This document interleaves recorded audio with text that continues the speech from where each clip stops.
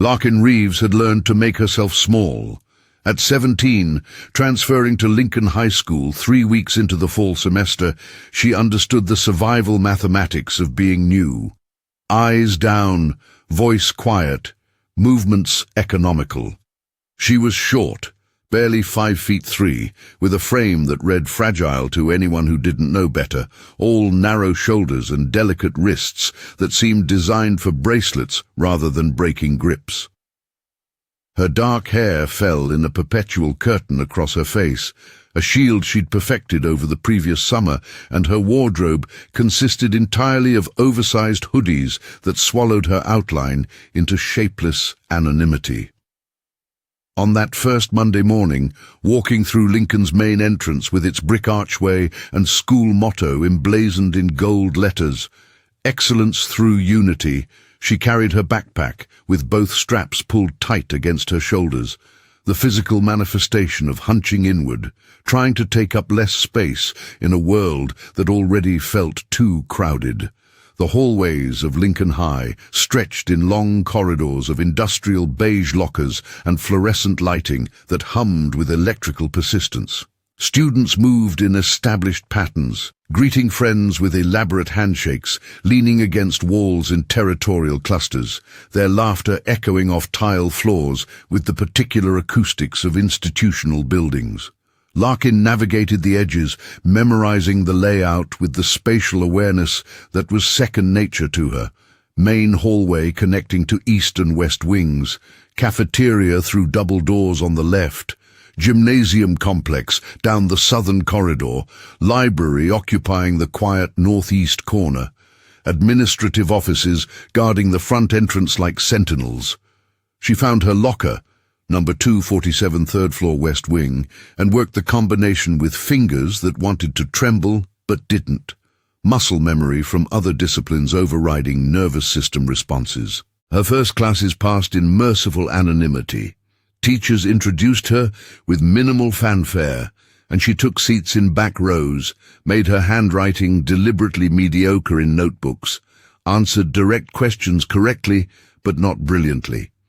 The other students barely registered her presence beyond curious glances that slid away when she didn't return them.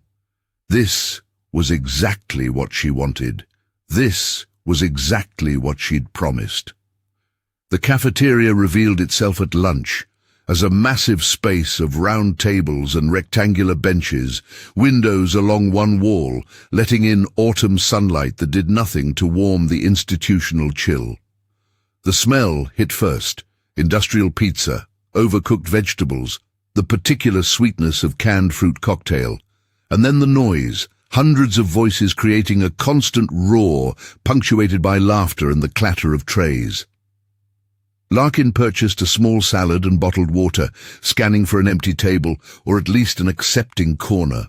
She found a spot at the end of a half-occupied table near the emergency exit, positioning herself where she could see the room but hopefully remain unseen. She'd been eating for perhaps 5 minutes when she felt the attention shift. It started as a prickling awareness at the back of her neck, the sensation of being observed, assessed. 3 girls approached with the particular confidence of established hierarchy. The leader was tall, 5'9" easily, with honey blonde hair that fell in professionally styled waves and clothes that whispered expensive even in their casual construction. Her 2 companions flanked her like satellites, one with sharp features and sharper eyes, the other softer but no less calculating. They stopped at Larkin's table without asking permission, their presence immediately commanding the space. "You're new," the blonde said. It wasn't a question. Her voice carried the particular accent of old money and private elementary schools, consonants clipped, vowels rounded. "I'm Tatum Ashford. This is Chandler and Bryn." She indicated her companions with casual gestures, the way someone might point out furniture. "We basically run the social scene here. Just wanted to welcome you to Lincoln." Her smile was perfect, practiced, and didn't reach her eyes. Larkin recognized the dynamic immediately. Every school had its version, the students who accumulated power through social currency, who defined hierarchies and enforced boundaries. She'd seen it in 3 previous schools, had learned to navigate around it, to make herself irrelevant to their games. "Thanks," she said quietly, returning her attention to her salad. "I appreciate it." The dismissal was clear, but Tatum didn't move.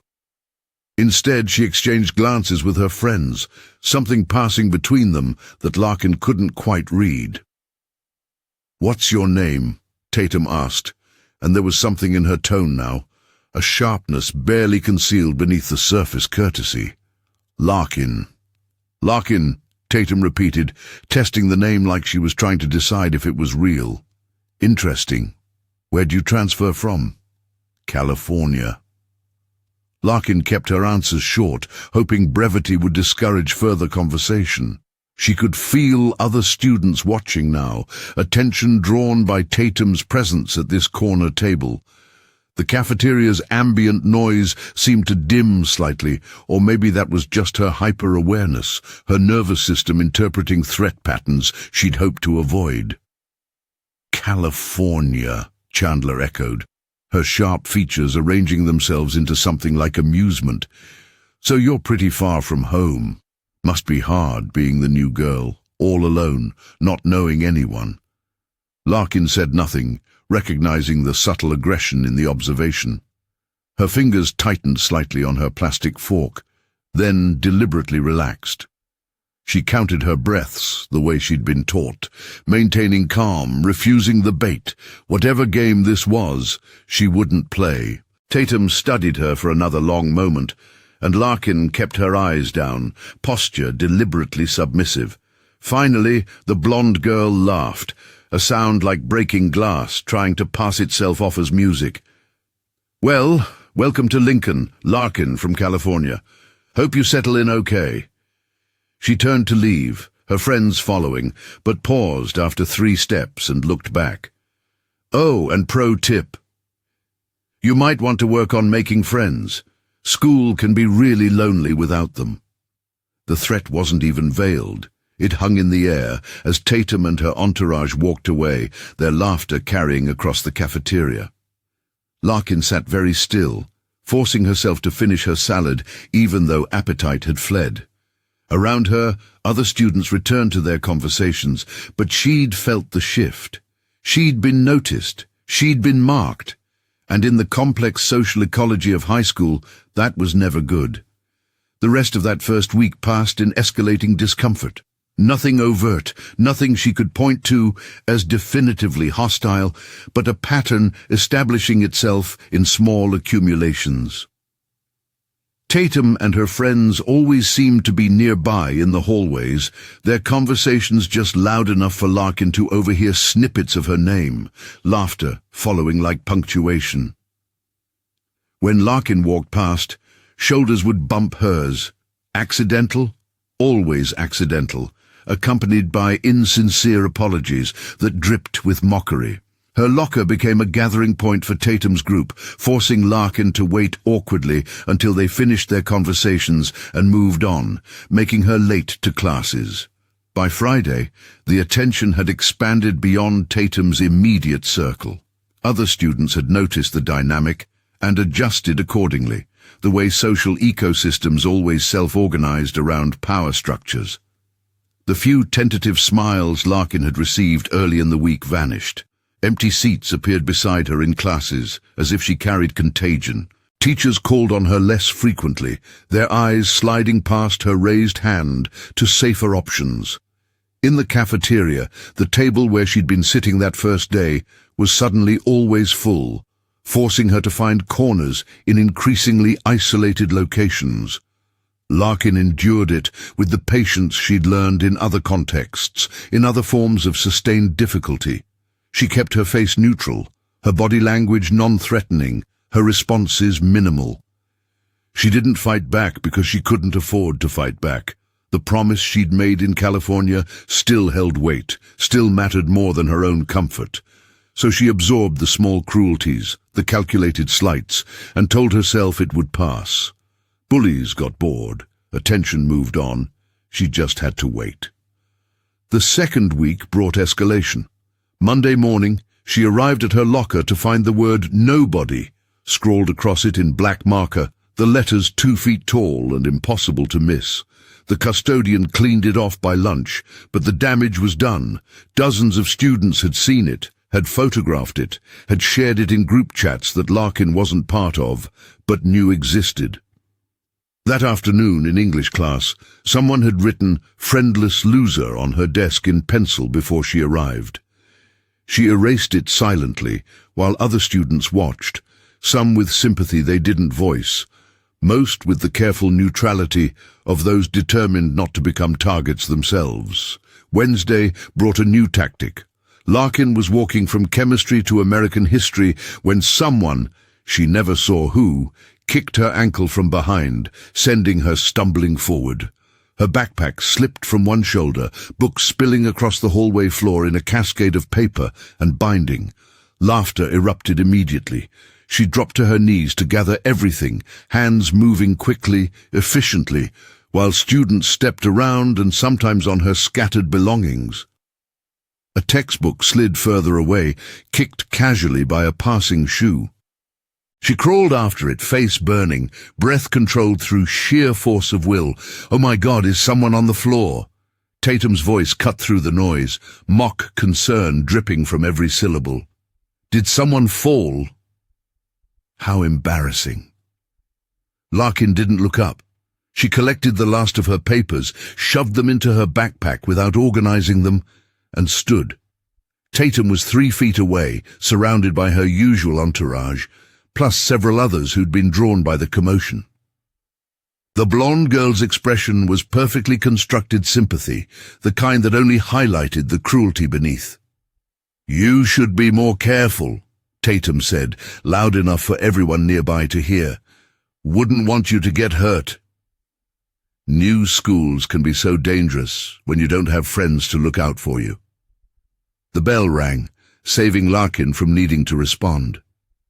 She pushed past the crowd, ignoring the snickers, and made it to American history 3 minutes late, earning a warning look from Mr. Peterson that she accepted with a small nod.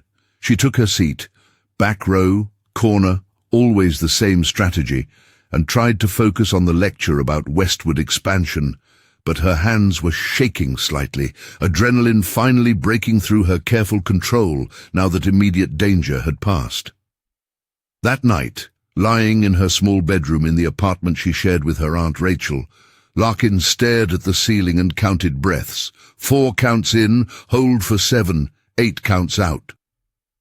The meditation technique had other purposes originally, but it worked for this too, for calming a nervous system that wanted to react, wanted to defend, wanted to fight back. Her body knew how to fight back. Her body was very, very good at fighting back. That was the problem. The gym bag in her closet sat untouched, had been untouched since they'd moved to Oregon 3 months ago.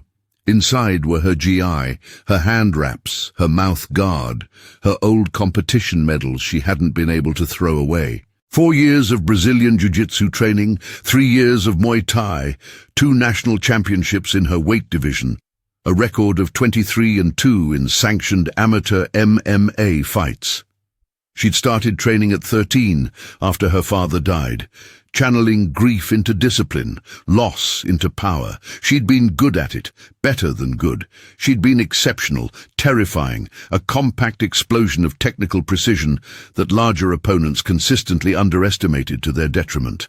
And then there'd been the incident at her last school in California, the fight that had ended with another girl in the hospital and Larkin facing possible assault charges until surveillance footage showed clear self-defense. The charges were dropped, but the damage was done. The other girl's father was a lawyer, influential, connected, and he'd made it clear that Larkin's continued presence in California would be legally complicated. Her Aunt Rachel had stepped in, offering a new start in Oregon, a chance to leave the violence behind. Larkin had made promises, to the judge who'd reviewed her case, to her aunt who'd taken her in, to her own conscience that still woke her up sometimes with nightmares about the sound of breaking bone. She'd promised to control herself, to walk away from fights, to never use her training outside the gym again. She'd meant every word. But lying there in the dark, replaying the day's humiliations, feeling the familiar ache in her chest that came from swallowing anger and fear and helpless frustration, she wondered how long promises could hold against the steady erosion of daily cruelty. The third week started with cafeteria incident. Larkin had found a new lunch strategy, purchasing food quickly and eating it outside in the courtyard, away from the contained chaos of the cafeteria proper. The courtyard was a small square of concrete and dying grass surrounded by the school's 3 wings, with a few picnic tables that students rarely used now that October weather had turned cold. She sat alone at the furthest table, eating a sandwich and reading a paperback novel, trying to create a pocket of peace in her day. She didn't hear them approach. The first warning was Tatum's voice, already mid-sentence. Pathetic, honestly. Eating outside by herself like some kind of...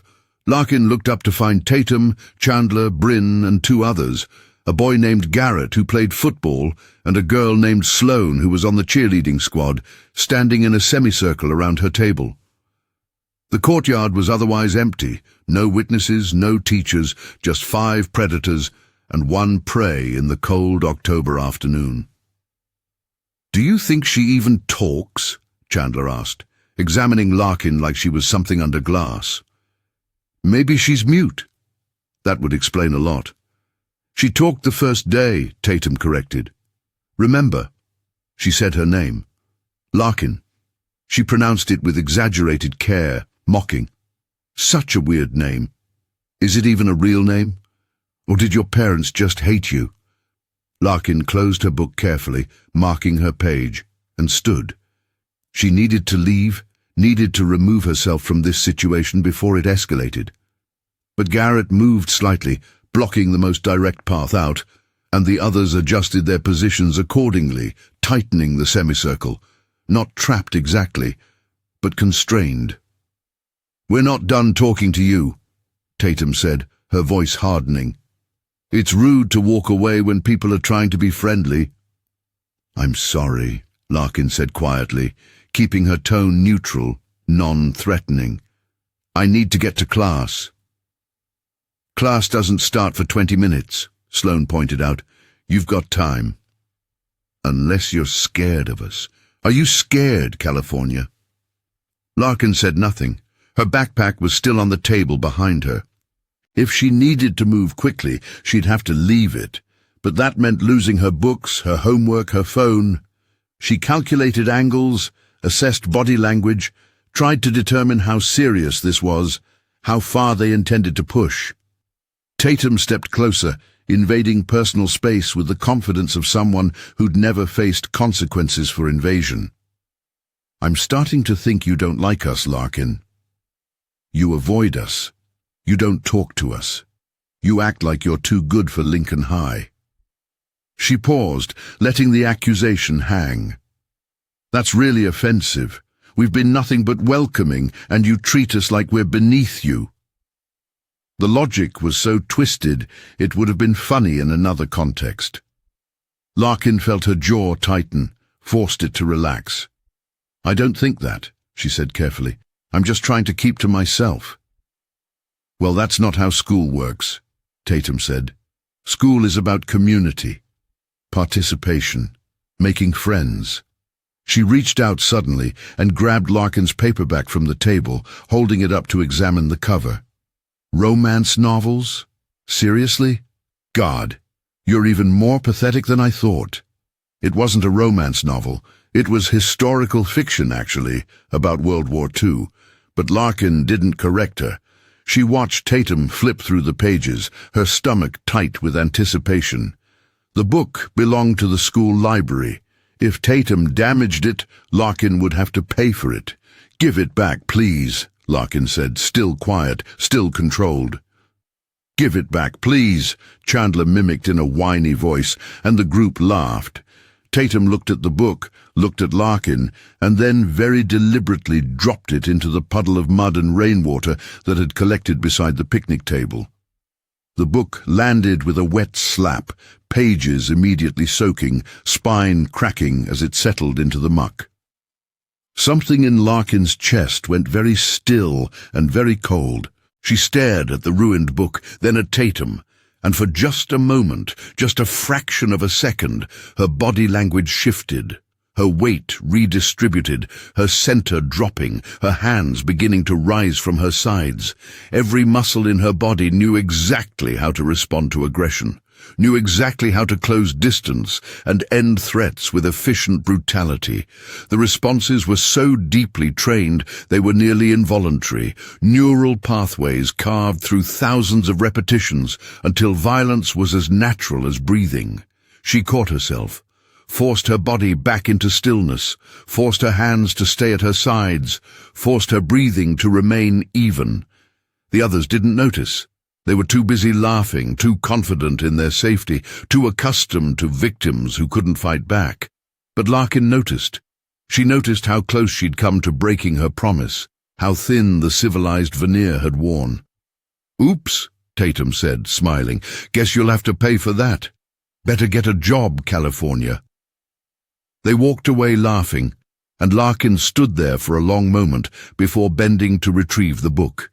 It was destroyed, waterlogged and mud-stained, completely beyond saving. She'd have to tell the librarian, would have to use what little money she had to replace it. She wrapped it in a plastic bag from her backpack and sat back down at the picnic table, no longer hungry, no longer interested in finishing her lunch. The courtyard felt very cold suddenly, despite her jacket, and very isolated, despite being surrounded by school buildings filled with hundreds of students. That weekend, Larkin barely left her room. Her Aunt Rachel noticed but didn't push, just left food outside her door and offered quiet support through closed wood. Larkin spent hours staring at her gym bag, at the physical manifestation of who she used to be, who she still was, underneath the careful camouflage of weakness. She thought about her promise. She thought about how much pain a person could absorb before the container cracked. She thought about the impossibility of staying small forever when your body was designed for taking up space, for commanding respect through demonstrated capability. Sunday evening she made a decision. She wouldn't break her promise. She wouldn't use her training to hurt anyone. But she couldn't keep living like this either, couldn't keep absorbing cruelty without any armor beyond passive endurance. She needed a middle path, something between helpless victim and dangerous fighter. She needed to at least appear more confident, to carry herself in a way that suggested she wasn't easy prey, even if she never actually demonstrated why. Monday morning, Larkin walked into Lincoln High with her shoulders straighter. Not much, not enough to draw significant attention, but enough that she felt the difference in her own body, the slight expansion of chest, the longer stride, the eye contact held a fraction longer before looking away. It was subtle. Maybe too subtle to register consciously, but bodies spoke to each other beneath the level of words, and she was hoping to send a different message. The fourth week brought a shift in tactics, as if Tatum had sensed the minor change and decided to test its boundaries. The incidents became more public, more performative. On Tuesday, walking through the main hallway between classes, someone accidentally spilled coffee on Larkin's notebook, ruining a week's worth of chemistry notes. On Wednesday, in the cafeteria during lunch, Garrett loudly asked his table if anyone else had noticed that weird smell whenever Larkin walked by, triggering laughter across multiple tables and leaving Larkin's face burning as she tried to maintain composure. Thursday brought the locker incident. Larkin arrived at her locker between third and fourth period to find the door slightly ajar, lock dangling open. Inside, everything was reorganized, books in wrong order, papers mixed up, her spare sweater tied in knots. Nothing was damaged exactly, but the violation was clear. Someone had been through her things, had touched and rearranged and invaded her small private space. She stood there for a long moment, students flowing past her in the hallway, staring at the evidence of trespass. A few people slowed to look, recognized what had happened, and kept walking. Larkin very carefully took everything out, organized it properly, and put it all back. Her hands didn't shake, her face didn't show anything, but inside, in the quiet place where she kept her anger, something was compressing, accumulating, building pressure. Friday afternoon, leaving school for the weekend, she saw them in the parking lot. Tatum and her full group, maybe 8 people now, had gathered near the front entrance. They were laughing about something, phones out, passing them around for everyone to see. As Larkin walked past, trying to be invisible, Chandler called out, "Hey, Larkin, you're famous!" Against her better judgment, Larkin slowed. Chandler held up her phone, showing the screen to anyone watching. It was an Instagram post, a photo of Larkin eating alone in the courtyard, obviously taken without her knowledge, with the caption, "When you're so weird, even the invisible kids won't sit with you. Greater than Lincoln Loser, greater than Forever Alone, greater than No Friends." The post had 247 likes and dozens of comments, mostly from Lincoln students, mostly variations on the theme of mockery and pity. Someone had tagged the photo with Lincoln High's location, ensuring maximum visibility within the school's social network. Larkin's stomach dropped.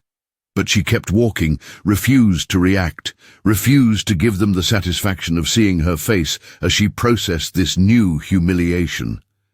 Behind her, she heard Tatum's voice. "Don't worry, Larkin. Any publicity is good publicity, right?" More laughter, and then she was around the corner, out of sight, leaning against the rough brick of the school building, trying not to throw up. This was different from the face-to-face cruelty. This was permanent, shareable, viral. This would follow her in ways that hallway shoves and verbal taunts couldn't. Everyone at Lincoln had probably seen it by now, had formed their opinions, had mentally filed her under loser or target or pathetic. She thought about her promise again, thought about how it constrained her, how it made her vulnerable in ways she'd never experienced in the gym or the ring. In those spaces, you were allowed to defend yourself. You were expected to respond to aggression with equal force. But here, in the complex social battleground of high school, the rules were different, incoherent, designed to benefit those who already held power. That weekend, Larkin opened her gym bag for the first time since moving to Oregon. She didn't take anything out, didn't touch the GI or wraps or medals. She just looked at them, let herself remember who she was when she wore those things, when she stepped onto mats or into rings and transformed from small, easy-to-dismiss girl into legitimate threat. The memory was intoxicating and dangerous in equal measure. She closed the bag. Not yet. The promise still held. But she left the bag out of the closet, set it beside her bedroom door, where she could see it every morning and evening. A reminder, a possibility, an option held in reserve. The 5th week opened with a new variable entering the equation. His name was Beckett Chen, and he was everything Larkin usually avoided. Popular, athletic, part of the established social hierarchy. He played basketball, point guard she'd learned from overhead conversations, and had the kind of easy charm that drew people to him without visible effort. Dark hair worn slightly too long, green eyes that seemed to actually see people when he looked at them, a smile that suggested he found the world genuinely interesting, rather than threatening. They were assigned as lab partners in chemistry on Monday morning. Mr. Harris announced the pairings for the semester-long project with the weary indifference of a teacher who'd stopped caring about student preferences years ago. Larkin felt her stomach tighten as Beckett gathered his materials and moved to her table. This would be a disaster. He'd probably ask to be reassigned, or he'd do all the work himself rather than be seen cooperating with the school's designated outcast. "Hey," he said, settling onto the stool beside her. "Larkin, right? I'm Beckett."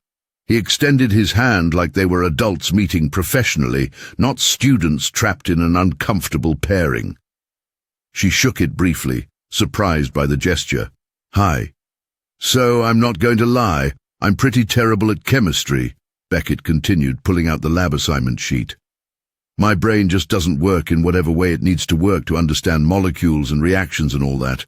But I'm good at following directions and writing up results, so if you can handle the actual science part, I can handle the documentation part."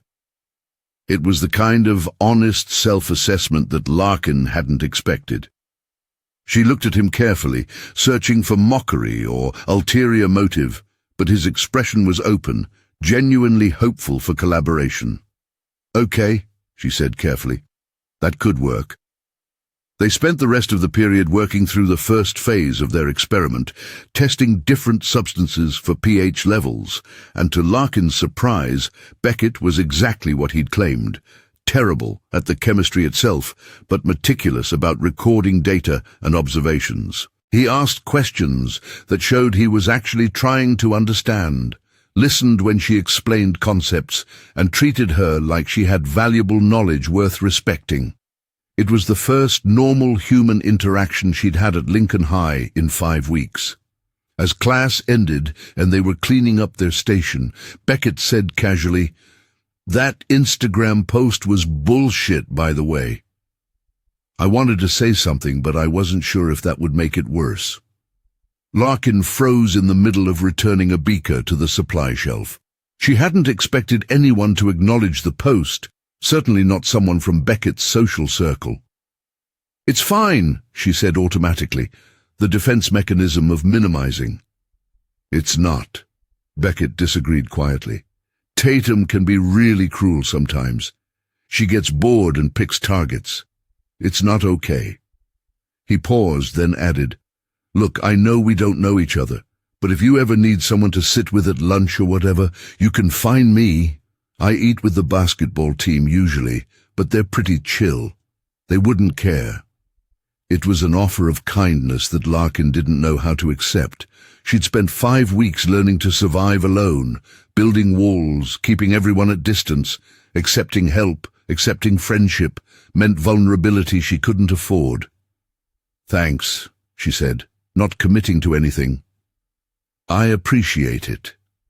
Beckett nodded, seeming to understand that this was the most she could manage. "Cool. Well, we're partners now anyway, so you're stuck with me at least 3 days a week."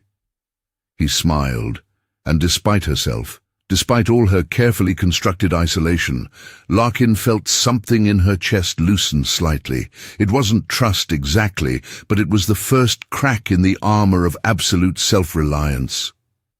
Over the next 2 weeks, chemistry lab became the one part of Larkin's school day that didn't feel like an endurance test. She and Beckett settled into an easy rhythm. She handled the technical work. He documented everything with unexpected detail, and they both contributed to the analysis and conclusions. But more than that, they talked. Small things at first.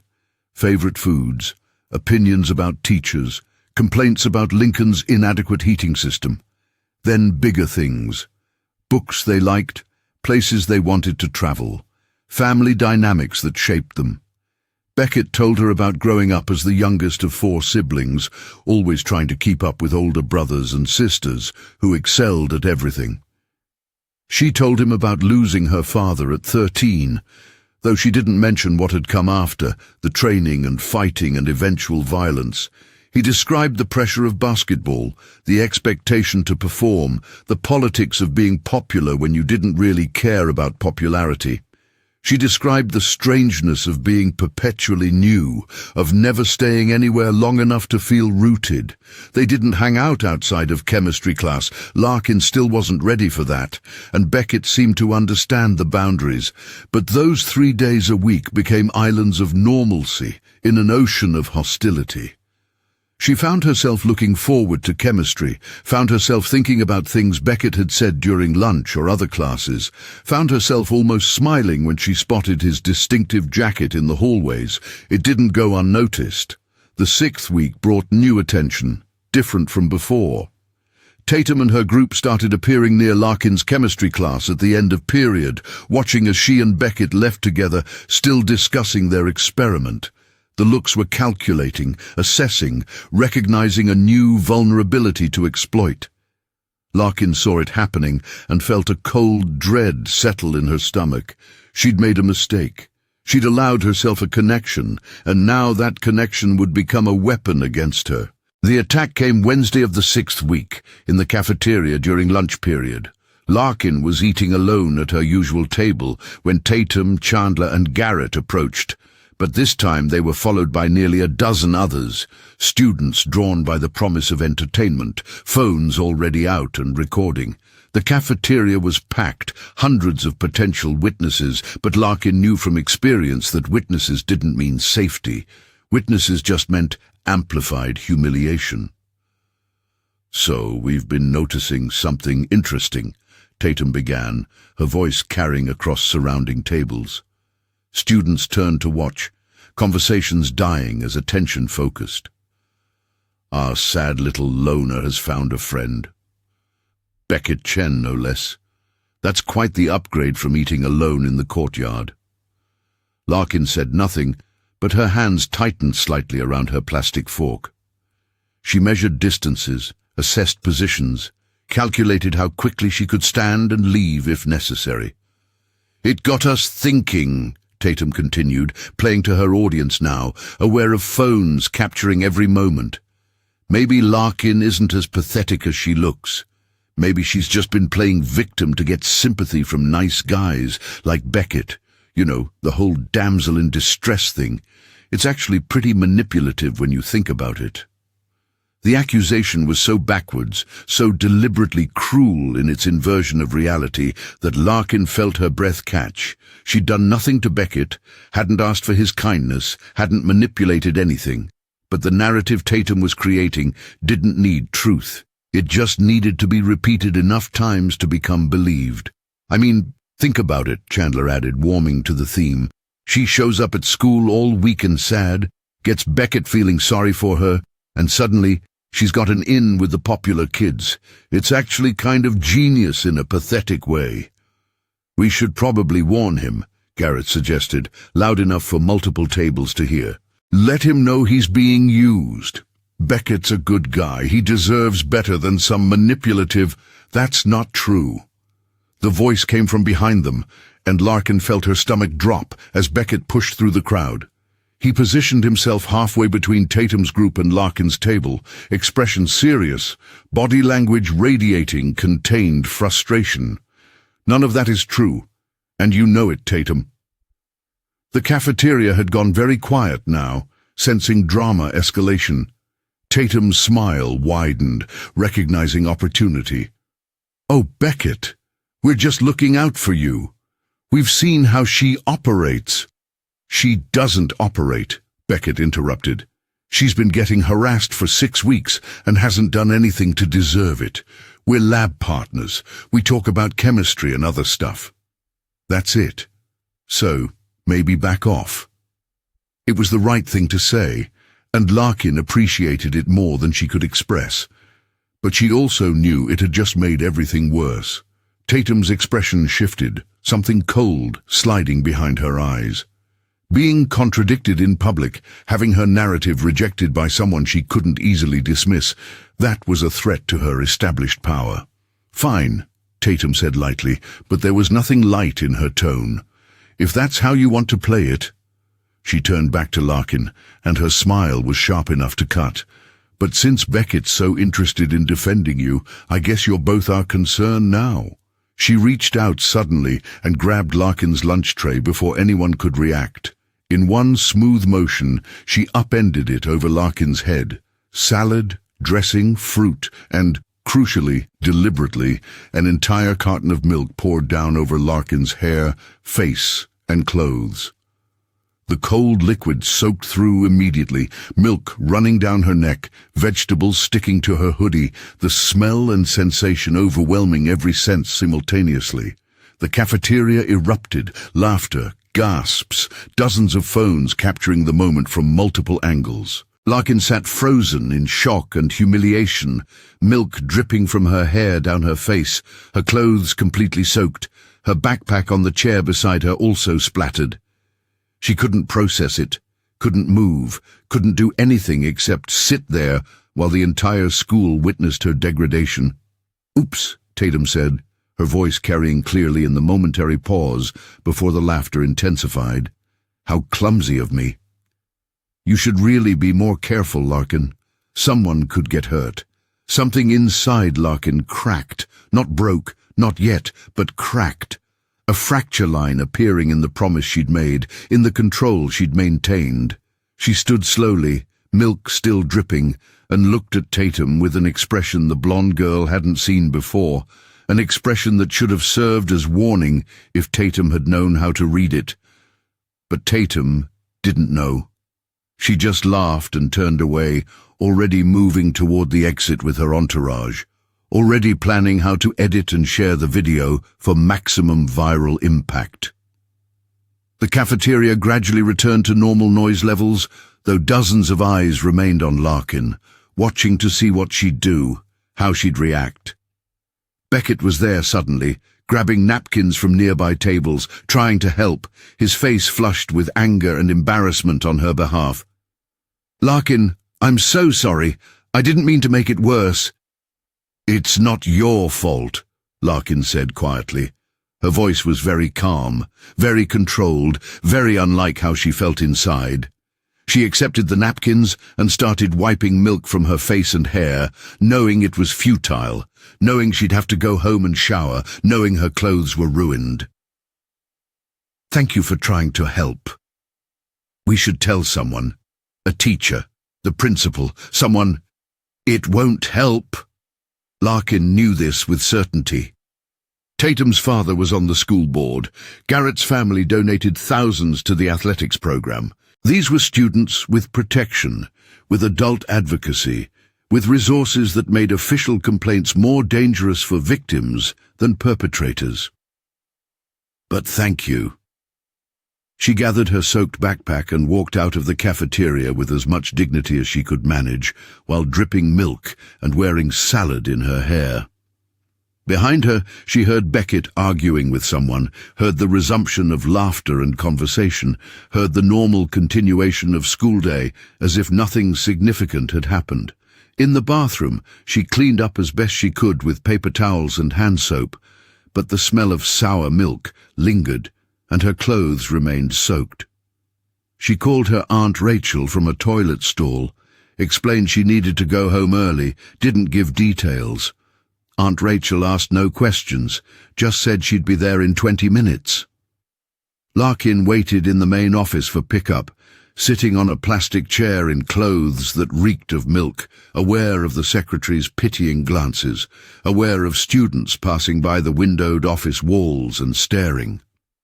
The vice principal, Mrs. Morrison, called her in briefly to ask if everything was okay, if she needed to talk about anything, but the question was perfunctory, administrative requirement rather than genuine concern. Larkin said everything was fine, just an accident. She needed clean clothes, that was all. When Aunt Rachel arrived, Larkin saw the immediate assessment in her aunt's eyes, the milk-stained clothes, the defeated posture, the barely controlled emotion, and knew that Rachel understood more than Larkin had said on the phone. But Rachel asked no questions in the school office, just signed Larkin out and led her to the car. Only once they were driving away from Lincoln High did she speak. "Same as California?" Rachel asked quietly, eyes on the road. "Different methods," Larkin answered.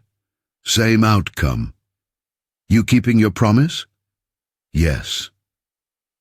Rachel was silent for several blocks, then, "I'm proud of you for that."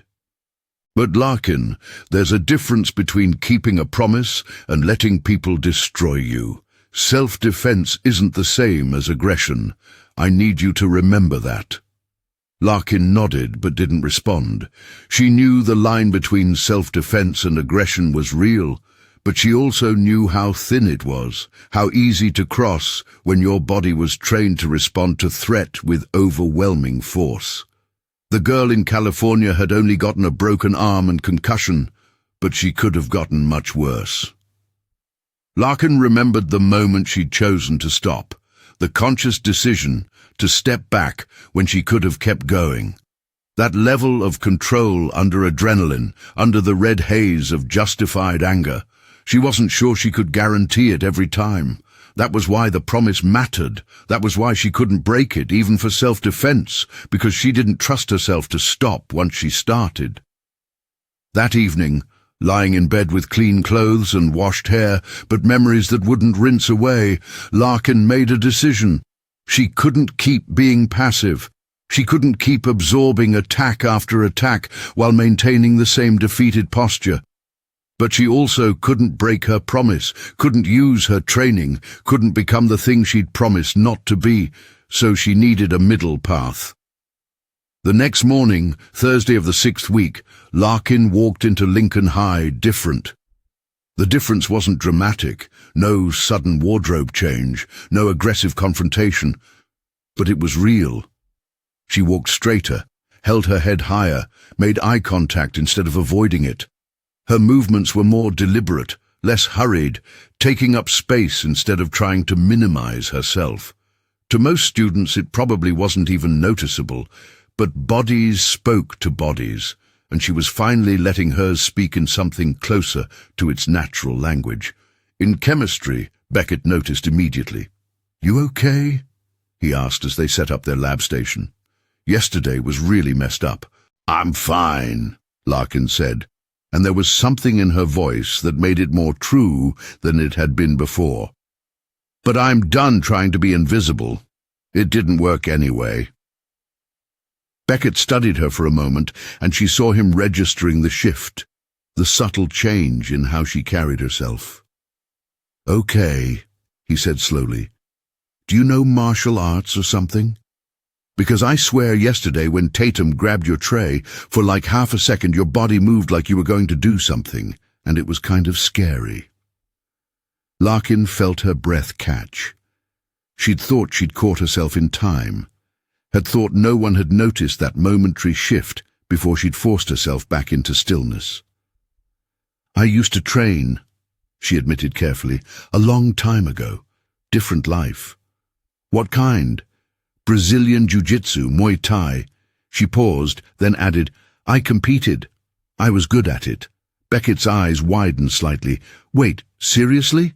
Like competition? And you just let them pour milk on you? Why didn't you—" He stopped, seeming to realize the question was more complicated than it sounded. "Because I promised I wouldn't," Larkin said simply. "I promised after something bad happened at my last school. I promised my aunt and I promised the court and I promised myself I wouldn't use those skills to hurt anyone again." The admission felt dangerous, revealing too much. But she trusted Beckett in a way she hadn't trusted anyone since moving to Oregon. "But I'm starting to think that was a stupid promise. Or at least, maybe there's a way to keep it while not being a punching bag." They were quiet for a moment, ostensibly focused on their experiment, but both clearly thinking through implications. Finally, Beckett said, "What if you just carried yourself like you can fight? Like, you don't actually do anything, but you stop acting like you can't defend yourself. Would that break your promise?" It was exactly what Larkin had been thinking, and hearing it confirmed from someone else made it feel more legitimate, less like rationalization. "I don't know," she admitted, "but I'm going to find out." Over the next few days, Larkin experimented with the new approach. She didn't provoke anyone, didn't start conflicts, but she also didn't shrink away when Tatum's group approached her in hallways. She maintained eye contact. She stood her ground instead of stepping aside.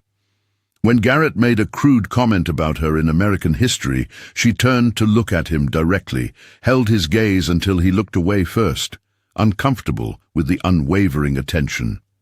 Small things, incremental adjustments, but the cumulative effect was building. Tatum noticed. Of course, Tatum noticed. Predators were acutely attuned to changes in prey behavior. Friday of the 7th week, she and Chandler cornered Larkin near her locker after final period. Most students had already left for the weekend, the hallways echoing and empty, just the three of them in a corridor that suddenly felt very isolated. "You've been acting different," Tatum observed, leaning against the lockers with studied casualness. "More confident. It's cute. Do you think standing up straight is going to change anything? Do you think we're scared of you now?" Larkin finished loading her backpack, closed her locker with deliberate calm, and turned to face them fully. "I don't think you're scared of me," she said evenly. "I think you're bored and cruel and using me for entertainment. But I'm done making it easy for you." It was the most she'd said directly to Tatum since the first day, and the blonde girl's eyebrows rose in something like surprise. "Oh, she has a voice. How exciting." Tatum pushed off the lockers and stepped closer, invading personal space again. "Here's the thing, Larkin. You don't get to decide when this stops. I decide, and I'm not bored yet." Larkin held her ground, didn't step back, and for the first time saw a flicker of something in Tatum's expression. Not fear exactly, but uncertainty. A recognition that the dynamic had shifted slightly. "Then I guess we'll keep playing," Larkin said quietly, "but it's a different game now." She walked away, feeling their eyes on her back, feeling the dangerous thrill of asserting herself however minimally, feeling the crack in her promise widen just slightly but not break. Not yet. She could still keep it. She could still be different from what she'd been in California. That weekend, Larkin texted with Beckett for the first time outside of school or chemistry planning. He sent her a funny video of a dog failing to catch a frisbee, just a casual, friendly gesture, and she responded with a laughing emoji. They fell into easy conversation through text, recommendations for shows to watch, complaints about weekend homework, gradually more personal revelations about family and past, and fears they didn't voice in person. At one point, late Saturday night, Beckett texted, "Can I ask you something potentially weird?" "Sure," Larkin responded. "Do you ever miss it?" The fighting. She stared at the question for a long time before answering. "Every day," she finally admitted. "It was the only place I felt powerful. The only place being small and quiet didn't matter because I could prove my capability. I miss the clarity of it. Someone attacks, you defend, you win or lose, based on actual skill, not social politics." "Why did you really stop?" "You said something bad happened, but you didn't say what." Larkin hesitated, then decided honesty was fair after everything he'd done for her. "I hurt someone. Really hurt them. They were bigger than me, older. Thought it would be funny to corner me and try to force me to hook up with them. I defended myself, but I didn't stop when I should have. Fight or flight turned into fight and fight and fight. Broke their arm, gave them a concussion. Could have done worse if teachers hadn't pulled me off. They pressed charges initially, claimed I overreacted.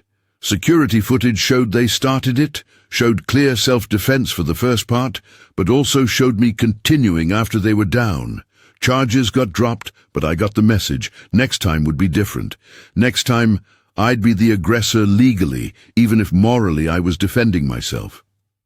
There was a pause before Beckett responded, "That's really heavy. I'm sorry you went through that. But also, I'm kind of glad you know how to protect yourself. Even if you won't use it, I'm glad you could if you had to." Something warm expanded in Larkin's chest at the acceptance in those words, at the lack of judgment or fear. "Thanks," she typed, "for not thinking I'm dangerous." "Oh, I definitely think you're dangerous," Beckett responded. "I just don't think dangerous is the same as bad. Sometimes dangerous keeps you safe." They texted until after midnight, and Larkin fell asleep with her phone still in her hand and a small smile on her face for the first time since moving to Oregon. The 8th week brought a test. Monday morning, arriving at her locker, Larkin found Garrett waiting with two of his football friends, Tanner and Kyle. This was new, Usually Tatum led the harassment, with Garrett as backup. But Tatum was nowhere visible, which suggested this was either independent action or a planned escalation. "Heard you think you're tough now?" Garrett said as she approached. His friends flanked him, blocking the hallway, forcing other students to walk around them. "Heard you used to fight or some shit, that true?" Larkin measured the situation. 3 of them, all larger than her. All males who'd probably never faced serious physical consequence from a girl.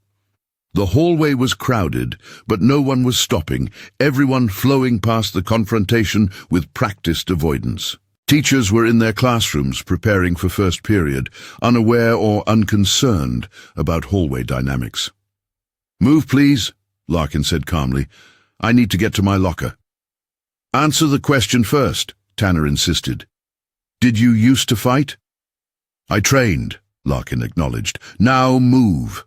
The 3 boys exchanged glances, communicating something wordlessly.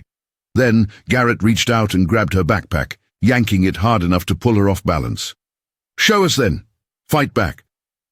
Larkin felt her body wanting to react, every instinct screaming to respond to physical aggression with technical precision. Her weight had already shifted, her center had already dropped, her hands were already beginning to rise before she caught herself and forced stillness. "Let go," she said, and her voice had gone very quiet, very flat. "Make me," Garrett challenged, still gripping her backpack. The hallway had gotten quieter, students slowing to watch, creating a loose circle around the confrontation. Larkin saw faces she recognized, other victims of Tatum's group, bystanders who'd watched her suffer for 7 weeks, even a few who might have been friendly if social consequences weren't so steep. None of them intervened. None of them said anything. Larkin looked at Garrett directly and spoke clearly enough for surrounding students to hear, "You're physically grabbing me against my will in front of everyone, of dozens of witnesses with cameras. That's assault. So either let go right now, or everyone here gets to see exactly what happens when you keep pushing someone who's asked you to stop." It wasn't a threat exactly. She still wasn't threatening to fight, but the implication hung there and Garrett heard it. More importantly, he heard the absolute calm in her voice, saw the lack of fear in her expression, noticed the way she'd planted her feet and set her weight like someone preparing for something. His confidence flickered. His friends shifted uncertainly. "Whatever," Garrett muttered, releasing her backpack with a shove that sent her stumbling slightly. "Freak." They walked away, and Larkin remained still for several seconds, breathing carefully, letting her adrenaline settle. Around her, the hallway resumed normal flow, but she'd felt the shift, the way students had watched that interaction differently than previous ones, the way Garrett's retreat had registered across the collective consciousness. In chemistry that day, Beckett was practically vibrating with excitement. "Dude, everyone's talking about what happened with Garrett this morning. People are saying you completely stared him down, that you made him back off." "I just asked him to let go," Larkin said, but she couldn't quite suppress a small smile. "No, you did more than that. You called it assault in front of everybody. You made it clear you weren't scared. That was badass." Beckett paused, then added more seriously, "But it's also going to make Tatum escalate. You know that, right? She doesn't handle challenges well." Larkin nodded. She did know that. She was counting on it, actually, in a terrible way. Because if Tatum escalated, if things got bad enough, then maybe she'd be justified in defending herself, and maybe she could do so without breaking her promise, without becoming the thing she'd sworn not to be. It was dangerous thinking, the kind that led to places she'd promised to avoid, but she couldn't seem to stop it. The escalation came Wednesday of the 8th week, in the girls' locker room after gym class. Larkin was changing back into her regular clothes when Tatum, Chandler, Bryn and Sloane entered. The other girls who'd been changing quickly left, recognizing the setup, not wanting to be involved. The door closed behind them with a finality that made Larkin's heart rate spike. "We need to talk," Tatum said, her voice friendly in a way that was more threatening than hostility. About boundaries. Larkin continued getting dressed, pulling on her hoodie with deliberate calm, even as her body prepared for conflict. What about them? You've been pushing lately, Tatum said, circling to position herself between Larkin and the exit. Her friends spread out, casual but strategic, boxing Larkin in. Acting like you matter, making Garrett look bad, texting with Beckett. She said his name with particular emphasis, and Larkin understood that this was the real issue, the thing that had finally pushed Tatum into direct confrontation. You need to understand something, Larkin. You don't get to have friends here. You don't get to matter. That's not your role. And you think you get to decide that? Larkin asked quietly, still tying her shoes, buying time to assess options. 4 of them, blocking all routes out. Gym teacher already gone for the day. Locker room empty and isolated. This was bad. This was the kind of situation that ended with someone getting seriously hurt. Yeah, actually, I do. Tatum stepped closer, and now there was nothing friendly in her expression, just cold entitlement and barely contained anger. I've decided you need to learn your place. Nothing permanent. Nothing that'll leave marks. Just a reminder that you don't get to challenge me. Chandler moved first, reaching out to grab Larkin's arm, and everything slowed down the way it always did when violence became imminent. Larkin saw the grab coming, saw the angle, saw Chandler's weight distribution and complete lack of training. Her body knew exactly how to respond. Trap the arm, rotate the wrist, apply pressure to the elbow joint, force Chandler to the ground in under 2 seconds. It would be easy.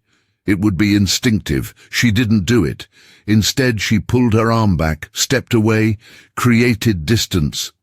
"Don't touch me," she said, and her voice was absolutely level. "Or what?" Tatum demanded, and she shoved Larkin hard in the chest, sending her stumbling back against the lockers with a metallic crash. "You going to fight back? Finally going to show everyone what a tough fighter you are?" Larkin straightened slowly, feeling the impact between her shoulder blades, feeling the familiar rage building that she'd learned to channel in the gym but never allowed outside it. "I don't want to fight you," she said truthfully, "but you need to stop. This needs to stop." "Make me!" Tatum said, echoing Garrett from Monday, and she shoved Larkin again, harder this time. The second impact made Larkin's vision flash white for a moment, pain radiating from her spine.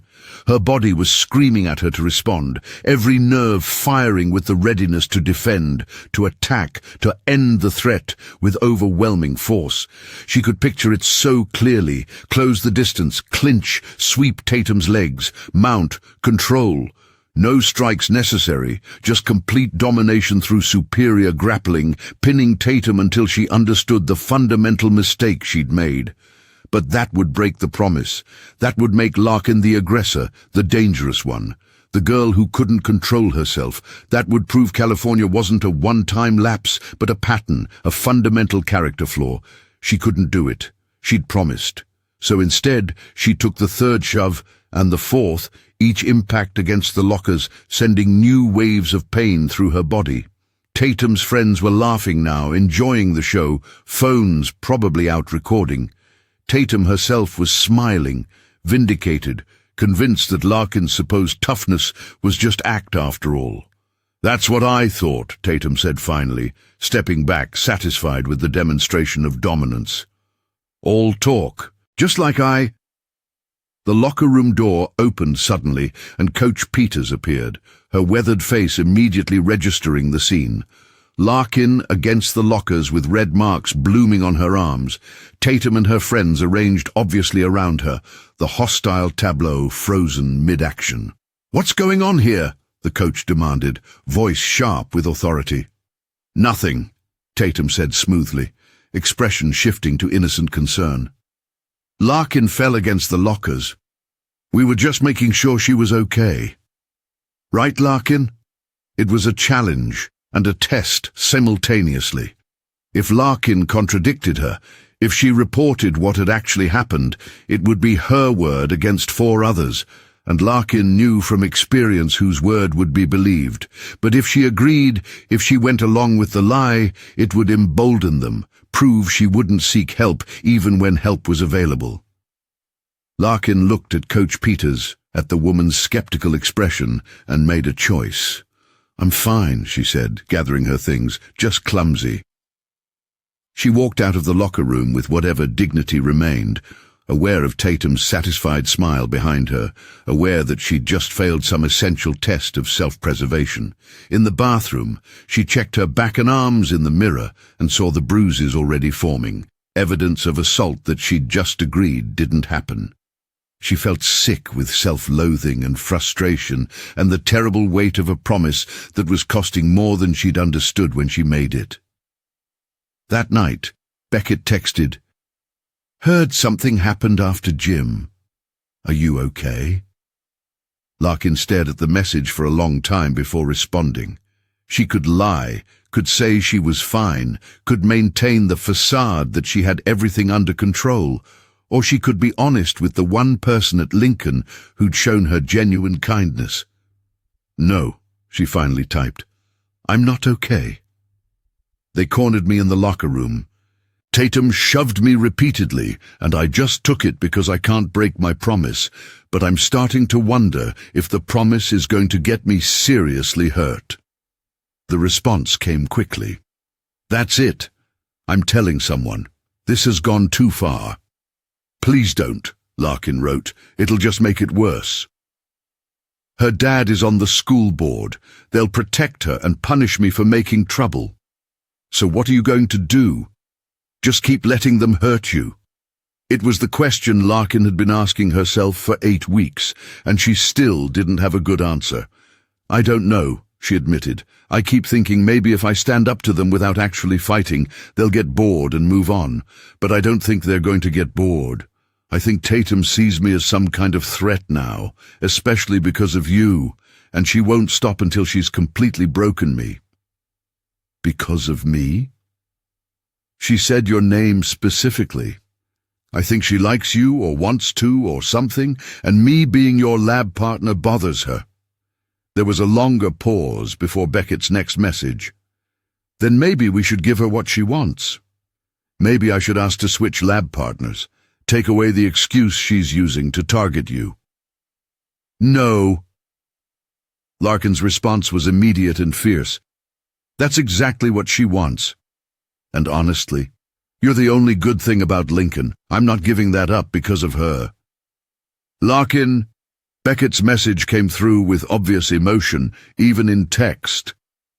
"I don't want you to keep getting hurt because of me. You're not the reason I'm getting hurt." "She is, and I'm tired of letting her control everything."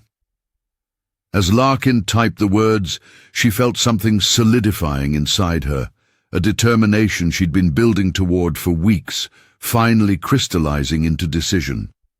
"I think I need to make a stand. Not break my promise. I won't fight unless I absolutely have to for actual self-defense, but stop being so passive, stop running, stop hiding, just exist loudly and let them deal with it. That sounds dangerous. Probably. But so is what I've been doing.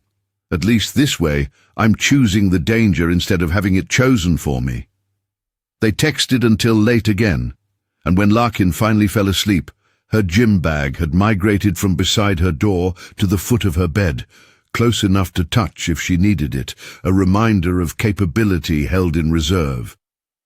The 9th week, Larkin implemented her new strategy. She stopped avoiding Tatum and her friends in the hallways. Instead, she walked directly past them, head high, making eye contact, refusing to show deference or fear. She sat at more visible tables in the cafeteria, not trying to hide in corners. She spoke up more in classes, answered questions with confidence, demonstrated the intelligence she'd been deliberately suppressing. In chemistry, she and Beckett started eating lunch together twice a week, joining his basketball friends, who turned out to be genuinely kind people who welcomed her without judgment. The social shift was gradual but real. Other students noticed her increased visibility, her different energy, and began responding to it. A few people started saying hi to her in hallways. A girl from her English class asked to borrow a pen and actually engaged in brief, friendly conversation. Two sophomores who'd been in the cafeteria during the milk incident approached her privately to apologize for not intervening, admitting they'd been afraid of becoming targets themselves, but felt guilty about it. Tatum noticed too, and her reaction was exactly what Beckett had predicted. Escalation. The social media harassment intensified. More posts, more photos taken without permission, more vicious comments. Someone created a fake Instagram account in Larkin's name, posting embarrassing content. Her locker was vandalized again with worse language. In American history, someone put gum in her hair, requiring her to cut out a chunk in the bathroom with stolen scissors from the art room. But something had changed in how Larkin received these attacks. She documented everything, took screenshots, photographed vandalism, kept a detailed log with dates and times and witnesses. She wasn't sure what she'd do with the evidence. Reporting still felt futile, but having it made her feel less powerless. She was gathering ammunition, even if she hadn't decided whether or when to use it. Friday of the 9th week brought a turning point. Larkin and Beckett were leaving the school library after working on their chemistry project when they found Tatum, Garrett, Chandler, Bryn, and several others waiting in the hallway outside. This was clearly planned, clearly deliberate, the group too large and too strategically positioned to be coincidental. "How sweet," Tatum said as they emerged, "the losers working together." "I bet you think you're so special now, Larkin. Got yourself a boyfriend, got some people saying hi to you. Must feel good to finally matter." Beckett moved slightly in front of Larkin, protective instinct overriding sense. "Leave her alone, Tatum. You've made your point. You don't like her. Great, move on." "Oh, I will move on," Tatum agreed. "Right after we clarify something. Right after I make absolutely sure Larkin understands that she's here on borrowed time, that any friendship she has, any respect she thinks she's earned, it all disappears the second I decide to take it away." She was building towards something. Larkin could feel it, the energy in the group suggesting this was more than just verbal harassment. Garrett was bouncing slightly on his toes, the way people did before violence. Chandler had her phone out, but positioned wrong for recording, positioned like she was ready to move. The others had formed a loose semicircle, blocking sightlines from the main hallway, creating a pocket of isolated space. "What do you want?" Larkin asked quietly, tired suddenly, tired of the constant vigilance, tired of measuring every word and action, tired of promises and consequences, and the weight of trying to be better than she wanted to be. "I want you to leave," Tatum said simply. "Transfer schools. Disappear. Stop being a problem I have to think about. Or what? Or we make you leave." Tatum's smile was cold, certain of her power. "Starting now." She nodded to Garrett, and he moved toward Beckett with clear intent. What happened next occurred in compressed time, each second expanding to contain more information than should have been possible. Garrett reached for Beckett, not aggressively exactly, but firmly, intending to shove or restrain him, to remove him as a factor in whatever they planned for Larkin. Beckett tried to step back, but there were too many people, no room to maneuver. Garrett's hand closed on Beckett's shoulder, pushing hard enough that Beckett stumbled backward into the wall.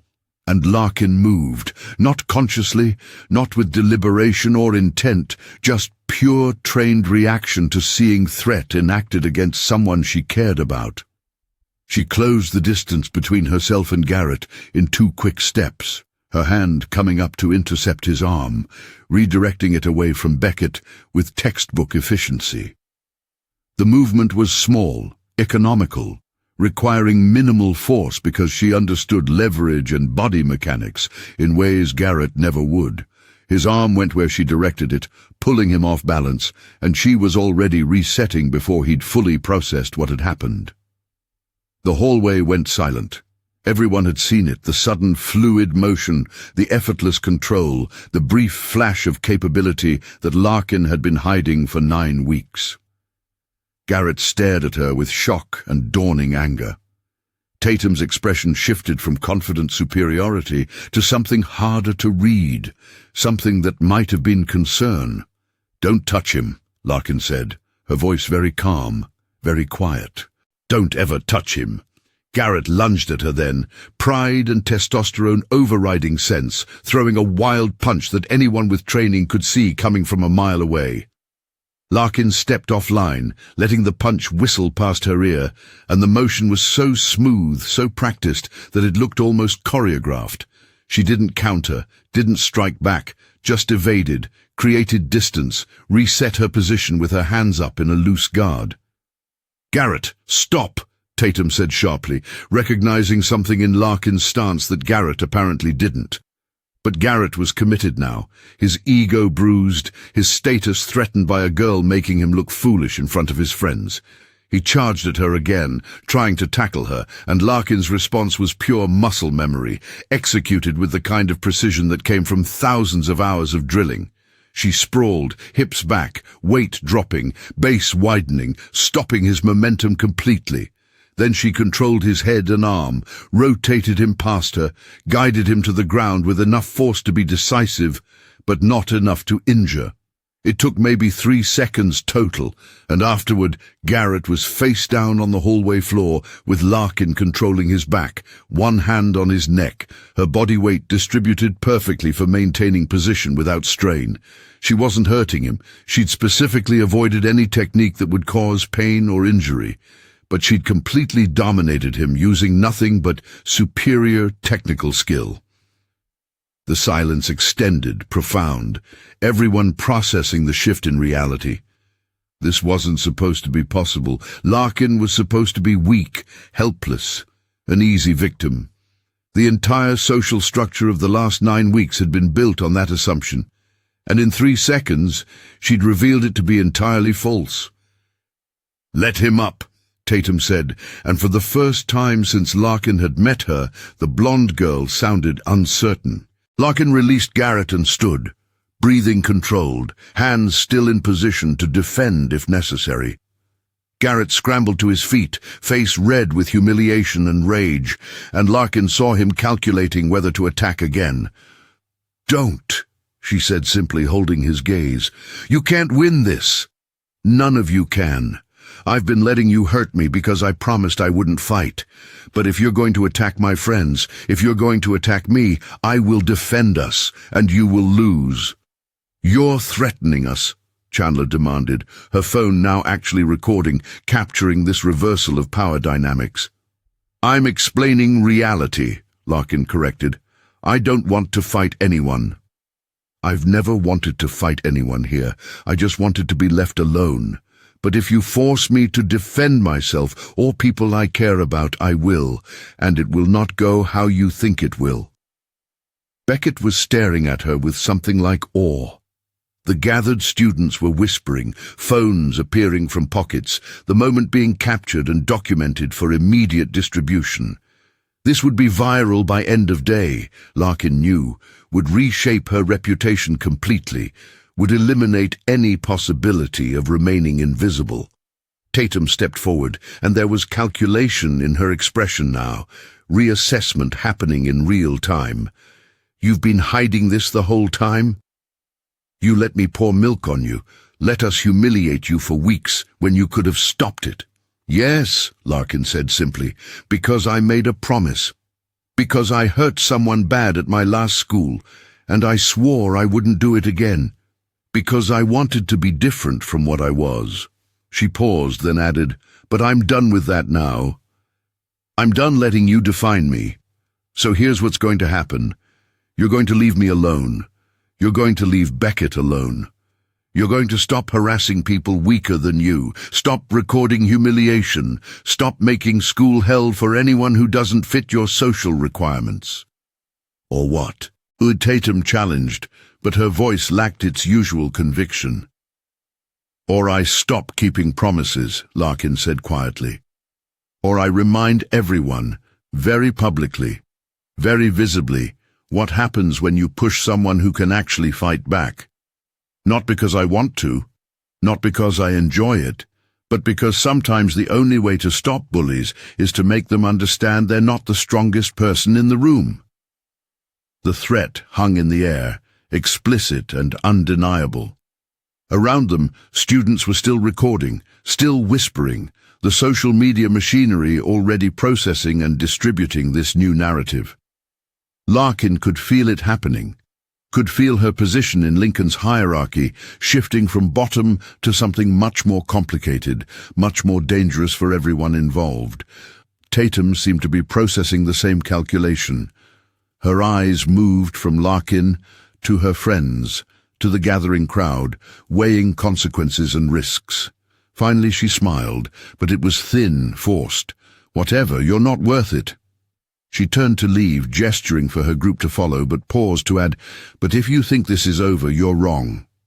You just made yourself a much bigger target."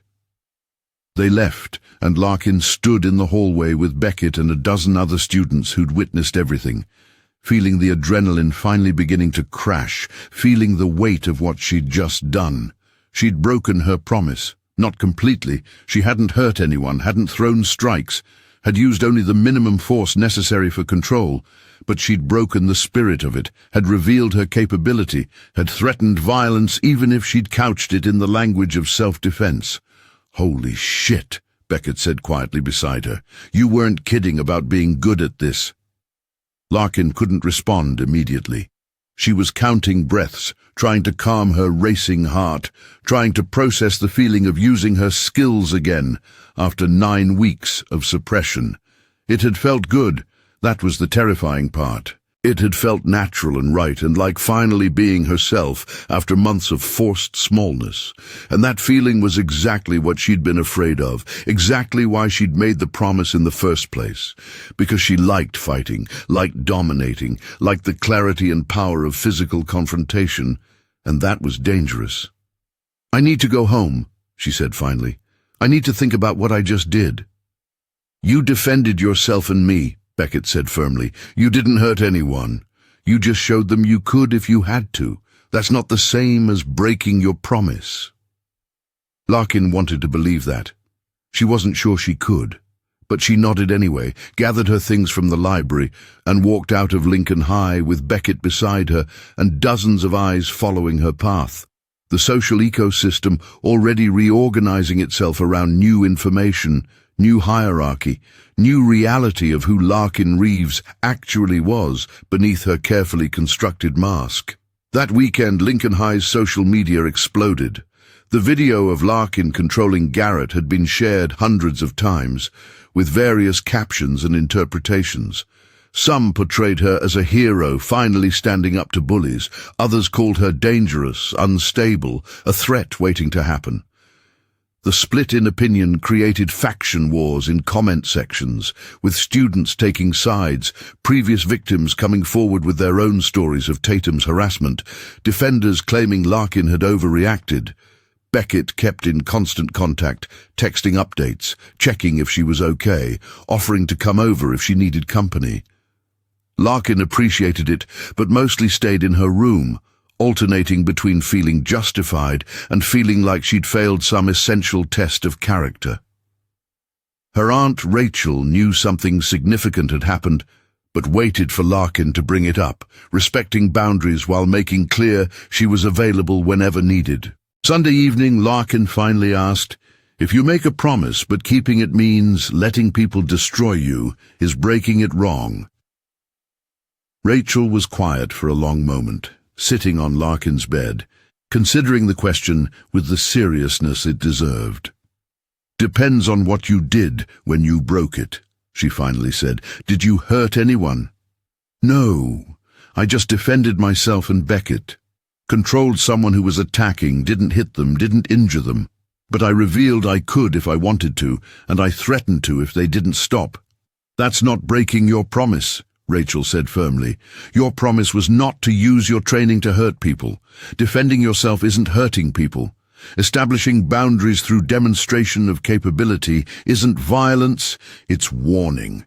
You gave them a chance to back off before things escalated further. That's actually remarkable restraint given what they put you through. But I liked it, Larkin admitted, the confession painful. When I was controlling him, when everyone was watching and realizing I wasn't helpless, I liked it. That feeling is why I made the promise in the first place, because I like fighting too much. Rachel reached out and took Larkin's hand. Baby, there's a difference between liking to fight in controlled environments where everyone consents and liking to hurt people who can't defend themselves. You're not a bully, you never have been. You're a fighter, and fighters need places to fight. What happened in California was self-defense that went too far because you were alone, scared, and had no one to teach you when to stop. But you learned from it. You promised to do better. And what you did Friday, that was better. That was control. That was discipline. That was exactly what your training is supposed to be for. The words settled something in Larkin's chest, didn't resolve everything, but made the guilt feel less crushing. She wasn't sure Rachel was entirely right. The pleasure she'd felt in dominating Garrett still worried her. But maybe there was a difference between enjoying applied skill and enjoying causing pain. Maybe she could find a way to be herself without becoming a monster. Monday morning, returning to Lincoln High felt like entering a different building.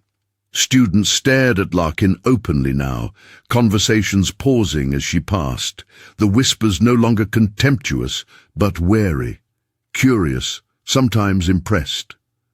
In her first period English class, 2 students who'd never acknowledged her before asked if the video was real, if she really knew how to fight. She confirmed briefly and tried to focus on the lesson, but the attention was overwhelming. Every pair of eyes in the room, tracking her movements like she might do something unpredictable at any moment. At lunch, Beckett found her immediately. "So there's been some interesting developments," he said, leading her to his usual table where the basketball team ate. They made space for her without hesitation, and for the first time since transferring to Lincoln, Larkin sat at a popular table surrounded by genuinely friendly people who treated her like she belonged. Garrett is apparently too embarrassed to come to school today. Tatum's been weirdly quiet. And like 5 different people have asked me if you're accepting students for training because they want to learn self-defense. Larkin didn't know how to process any of that. "I'm not teaching anyone," she said. "I'm not even supposed to be training myself." "Well, you're definitely going to have to figure out some kind of response, because this is just starting." Beckett gestured around the cafeteria, where Larkin could see at least a dozen students looking at her, some with admiration, some with concern, all with interest. "You went from invisible to famous over one weekend. That's going to come with consequences, good and bad." Oh, the week that followed proved Beckett's prediction accurate. The positive attention was disorienting. Students introducing themselves, asking questions, wanting to sit with her, treating her like she mattered. For someone who'd spent 9 weeks desperately trying to disappear, the sudden visibility was overwhelming. But it was also validating in a way Larkin hadn't expected, showing her that respect could come from authenticity instead of conformity, that being genuinely herself might actually be safer than trying to be invisible. The negative attention was more concerning. A few of Tatum's remaining loyal friends made pointed comments about Larkin being dangerous, unstable, a threat to school safety. Someone left a note in her locker calling her a psycho who should be expelled. In American history, she overheard 2 students debating whether she should be reported to administration for bringing violence to school, even though she'd never actually hurt anyone. Most significantly, Tatum herself had gone quiet. She wasn't absent. Larkin saw her in hallways, in classes they shared, in the cafeteria, but she wasn't engaging, wasn't leading harassment campaigns, wasn't even making eye contact. It was eerie, this sudden absence of hostility, and it made Larkin more nervous than the previous constant attacks had. At least when Tatum was obviously aggressive, Larkin knew what to expect. Wednesday of the 10th week, walking through the parking lot after school, Larkin found Tatum sitting on the hood of an expensive car, probably hers, given the personalized license plate. The blonde girl was alone, which was unprecedented, always before surrounded by her enabling entourage. When she spotted Larkin, she didn't stand or move, just watched as Larkin approached her own aunt's car, parked 3 spaces away. "Can we talk?" Tatum asked, and her voice was different, missing its usual edge. Larkin stopped, evaluated. They were in public, dozens of students leaving for the day, teachers visible in parking lot supervision. If this was a setup, it was a weird one. About what? About Friday. About everything. Tatum slid off the car hood and stood, and Larkin was struck by how much less intimidating she seemed without her friends around her. Just a teenage girl who suddenly looked tired and uncertain. "I owe you an apology." Or not just an apology. An explanation and an apology. This was so unexpected that Larkin didn't immediately respond. She'd prepared herself for escalation, for revenge plots, for anything except apparent remorse from the person who'd made her life hell for 10 weeks. "Okay," she said cautiously. "I'm listening." Tatum took a breath, seemed to be gathering courage for something difficult. "My dad is really intense, successful, powerful, controlling. He's on the school board and the city council and 5 corporate boards. Growing up, everything was about image, about being perfect, about maintaining position. And I learned that if you're not at the top, you get crushed. So I became someone who stays at the top by making sure everyone else stays below me." It was more honesty than Larkin had expected, more vulnerability than she'd thought Tatum capable of. "That doesn't justify what you did to me." "I know," Tatum agreed immediately. "I'm not saying it does. I'm just explaining where it comes from. When you showed up, new, quiet, obviously trying to hide, you were easy. You were someone I could dominate to prove I had power, to prove to myself and everyone else that I mattered, that I was in control." She paused, looking away toward the parking lot exit. "But watching you Friday, seeing you just handle Garrett like he was nothing, and then seeing the way everyone reacted to you showing who you really are, it made me realize how pathetic I've been. You spent weeks letting us hurt you, because you didn't want to be violent. You had all that power, and you chose not to use it until you had to protect someone else. That's the opposite of what I've been doing. That's actual strength." Larkin felt something shift in her perception of Tatum, seeing beneath the cruel surface to the insecure teenager shaped by impossible expectations and toxic values. It didn't erase the harm, didn't make the last 10 weeks disappear, but it added context, made Tatum more human and less monster. "Why are you telling me this?" "Because I want to stop," Tatum said simply. "I want to stop being this person. I don't even like who I am. I'm mean because I'm scared of being weak, and I hurt people because it makes me feel powerful, and I've turned school into a nightmare for anyone who doesn't bow to me. That's not who I want to be. That's just who my dad trained me to be. So what are you asking me?" "Nothing, honestly. I'm not asking you to forgive me. I'm not asking to be friends. I'm just telling you that I'm going to stop. No more harassment, no more posts, no more targeting you or anyone else. I'm going to try to be different, even if it means losing the power I've built, even if it means my dad being disappointed, even if it means I end up lonely like I made you." It was a good speech, potentially sincere, but Larkin had learned not to trust words without action. "I'll believe that when I see it," she said. "But thank you for saying it. That took courage." Tatum nodded, accepting the skepticism. "One more thing. The videos and posts about you. I got my friends to delete them. Can't erase everything because other people shared them. But I killed the original sources. Best I could do for damage control. That was more tangible, more concrete evidence of intention to change. Larkin felt her defensive posture ease slightly. Okay, that helps. They stood in the parking lot for another moment. Two girls who'd been enemies, looking at each other with new understanding. Not friendship, but perhaps the beginning of mutual respect. Finally, Tatum said, "I really am sorry. For all of it. You didn't deserve any of what I did to you." "No," Larkin agreed, "I didn't. But maybe we both get a chance to be better from here." Tatum smiled, small and genuine. "Yeah, maybe." She climbed into her car and drove away, and Larkin stood there processing the conversation, feeling the complex mix of emotions, lingering anger, cautious hope, exhausted relief that maybe, finally, the constant war was ending. That evening she texted Beckett, "Something weird happened." Tatum apologized. His response was immediate. "What? Did you check for hidden cameras? Is this a trap?" "I don't think so." She seemed genuine, talked about her dad, about wanting to change, deleted the posts. "That's actually kind of huge. You think she means it?" "Don't know yet. But I'm hoping. You're more forgiving than I'd be." Larkin thought about that. Was she being forgiving? Or was she just tired of carrying anger, tired of seeing everyone as enemy, tired of the constant defensive vigilance? "I think I'm just ready for it to be over," she typed back. "Whatever that looks like." The 11th week brought a fragile new normal.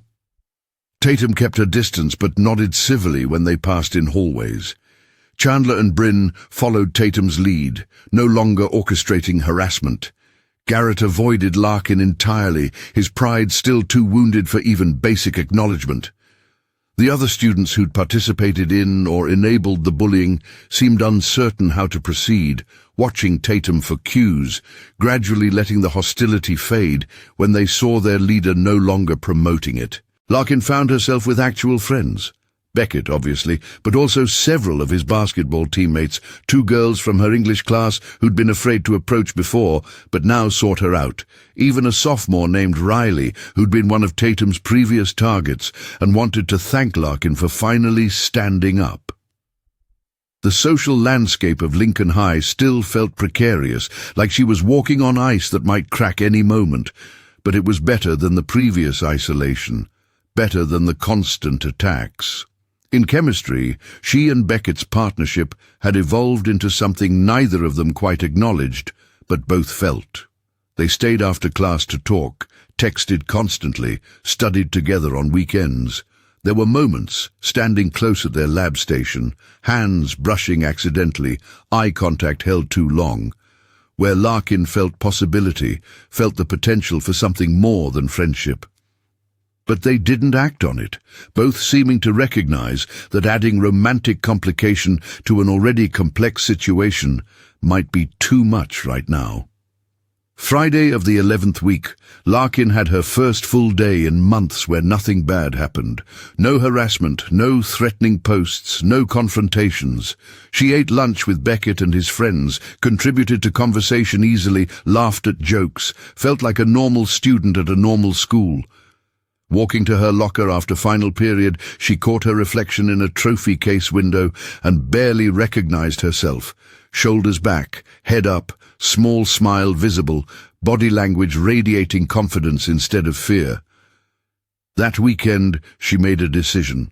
Sunday afternoon, she asked her Aunt Rachel to drive her to a local MMA gym she'd found online.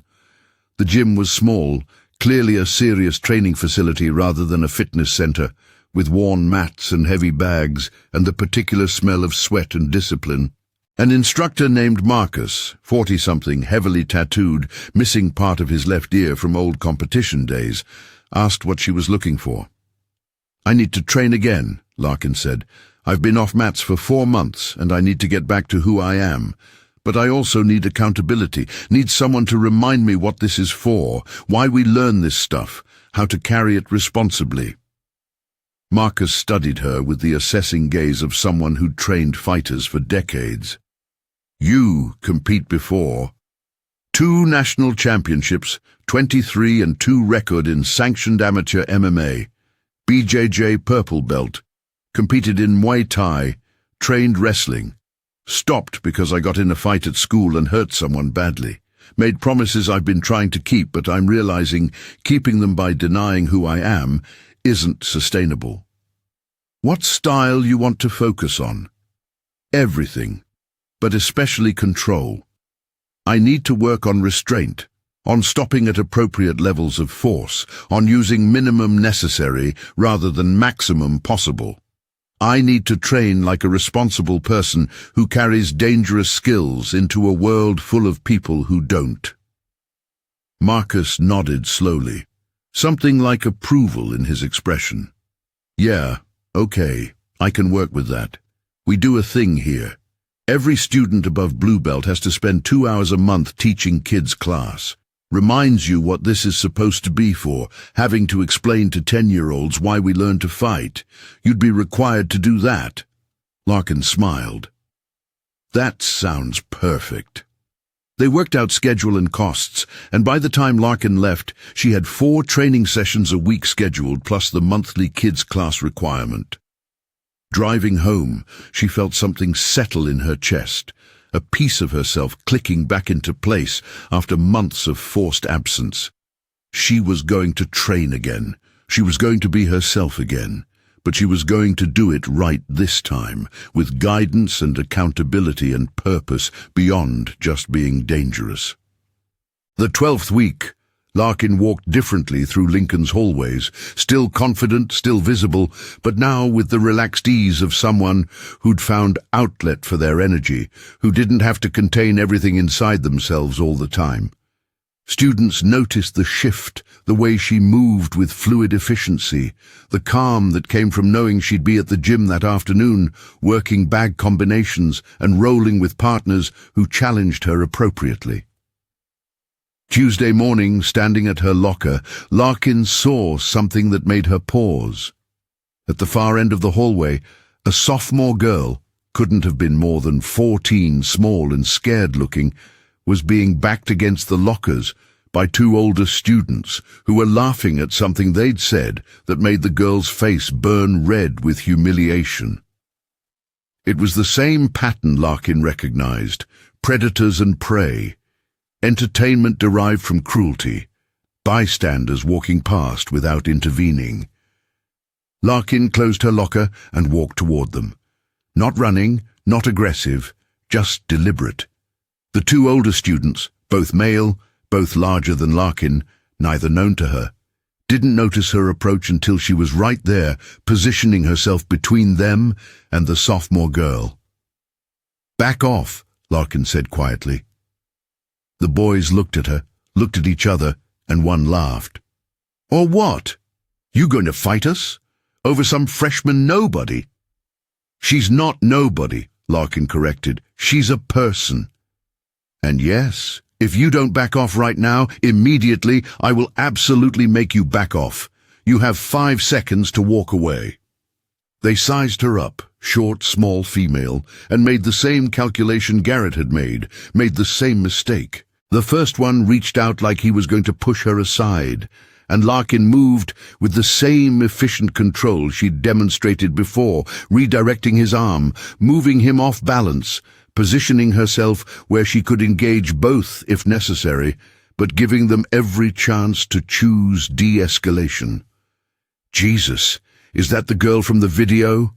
the second boy said suddenly, recognition clicking. "The one who dropped Garrett?" The first boy's expression shifted, reassessment happening fast. He stepped back, hands up in surrender.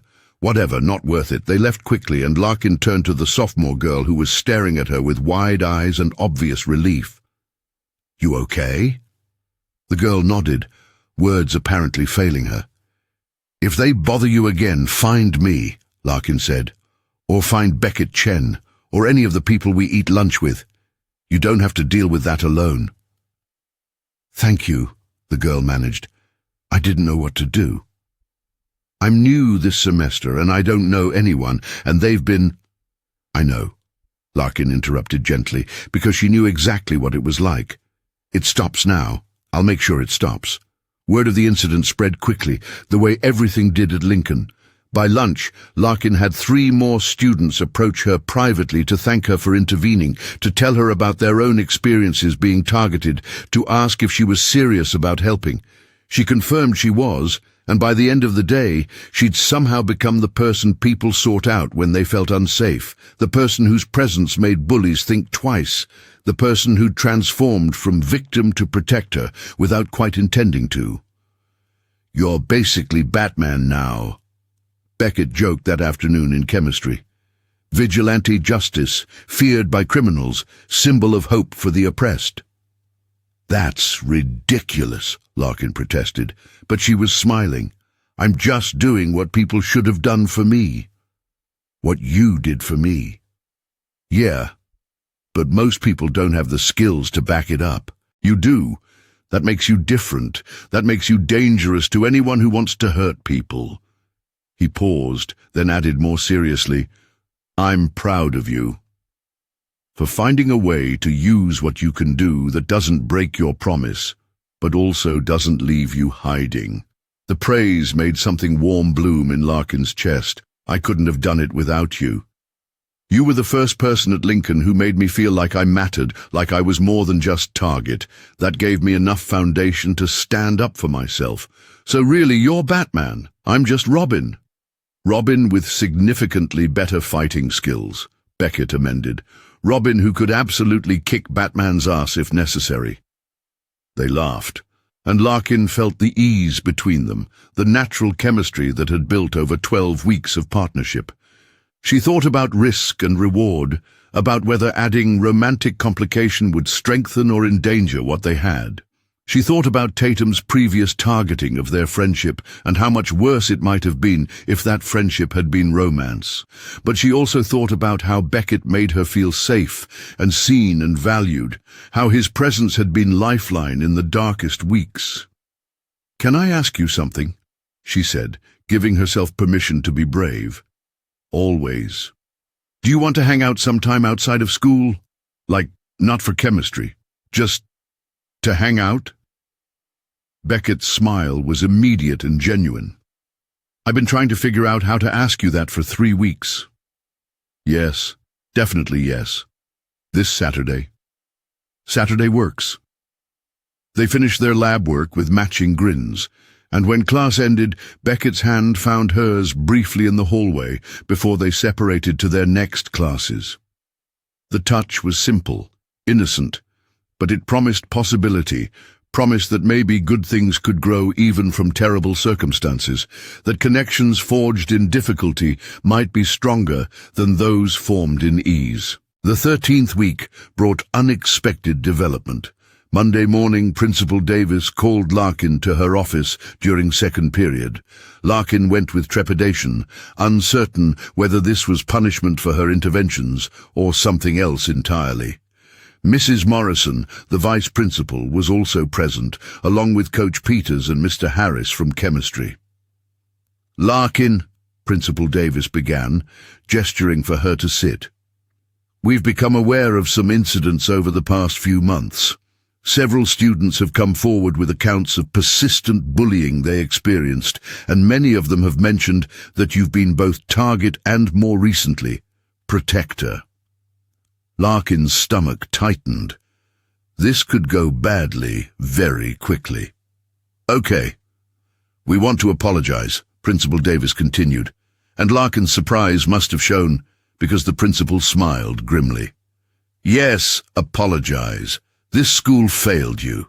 We have policies against bullying, procedures for reporting, systems supposedly in place to prevent exactly what happened to you. But clearly those systems didn't work. You were harassed for months, and based on what students are telling us, multiple staff members witnessed incidents and didn't intervene appropriately." "That's true," Larkin confirmed carefully. "We're implementing changes," Mr. Harris said. "More training for staff on intervention, clearer consequences for bullying behavior, better protection for students who report. But we also wanted to talk to you about something else." Several students have asked if you'd be willing to teach self-defense basics, to share some of what you know that makes you capable of standing up for yourself and others. This was so far from what Larkin had expected that she didn't immediately respond. "I'm not a teacher. I'm just a student who trained before moving here." "We know," Coach Peter said, "but you have skills, and you've demonstrated remarkable restraint in how you use them. Multiple witnesses confirm that in every incident you've used minimum force necessary, never escalated beyond control, never actually injured anyone despite being capable of it. That's the kind of judgment we'd want someone teaching self-defense to have." "It would be entirely optional," Principal Davis clarified. "After school, maybe once a week, in the gymnasium. You'd have adult supervision, insurance coverage, and we'd require parent permission for all participants. But if you were willing, I think it could benefit a lot of students who feel vulnerable." Larkin thought about it. Thought about the sophomore girl she'd protected, about other students who'd thanked her, about her own months of fear and helplessness before she'd started standing up for herself. "I'd want to be clear about what I'm teaching," she said slowly. "This wouldn't be about learning to hurt people. It would be about confidence, awareness, basic escapes from common attacks, knowing when and how to defend yourself appropriately. And I'd want it open to everyone, not just victims. Sometimes bullies need to understand physical boundaries too." "That sounds exactly right," Principal Davis agreed. "Would you consider it?"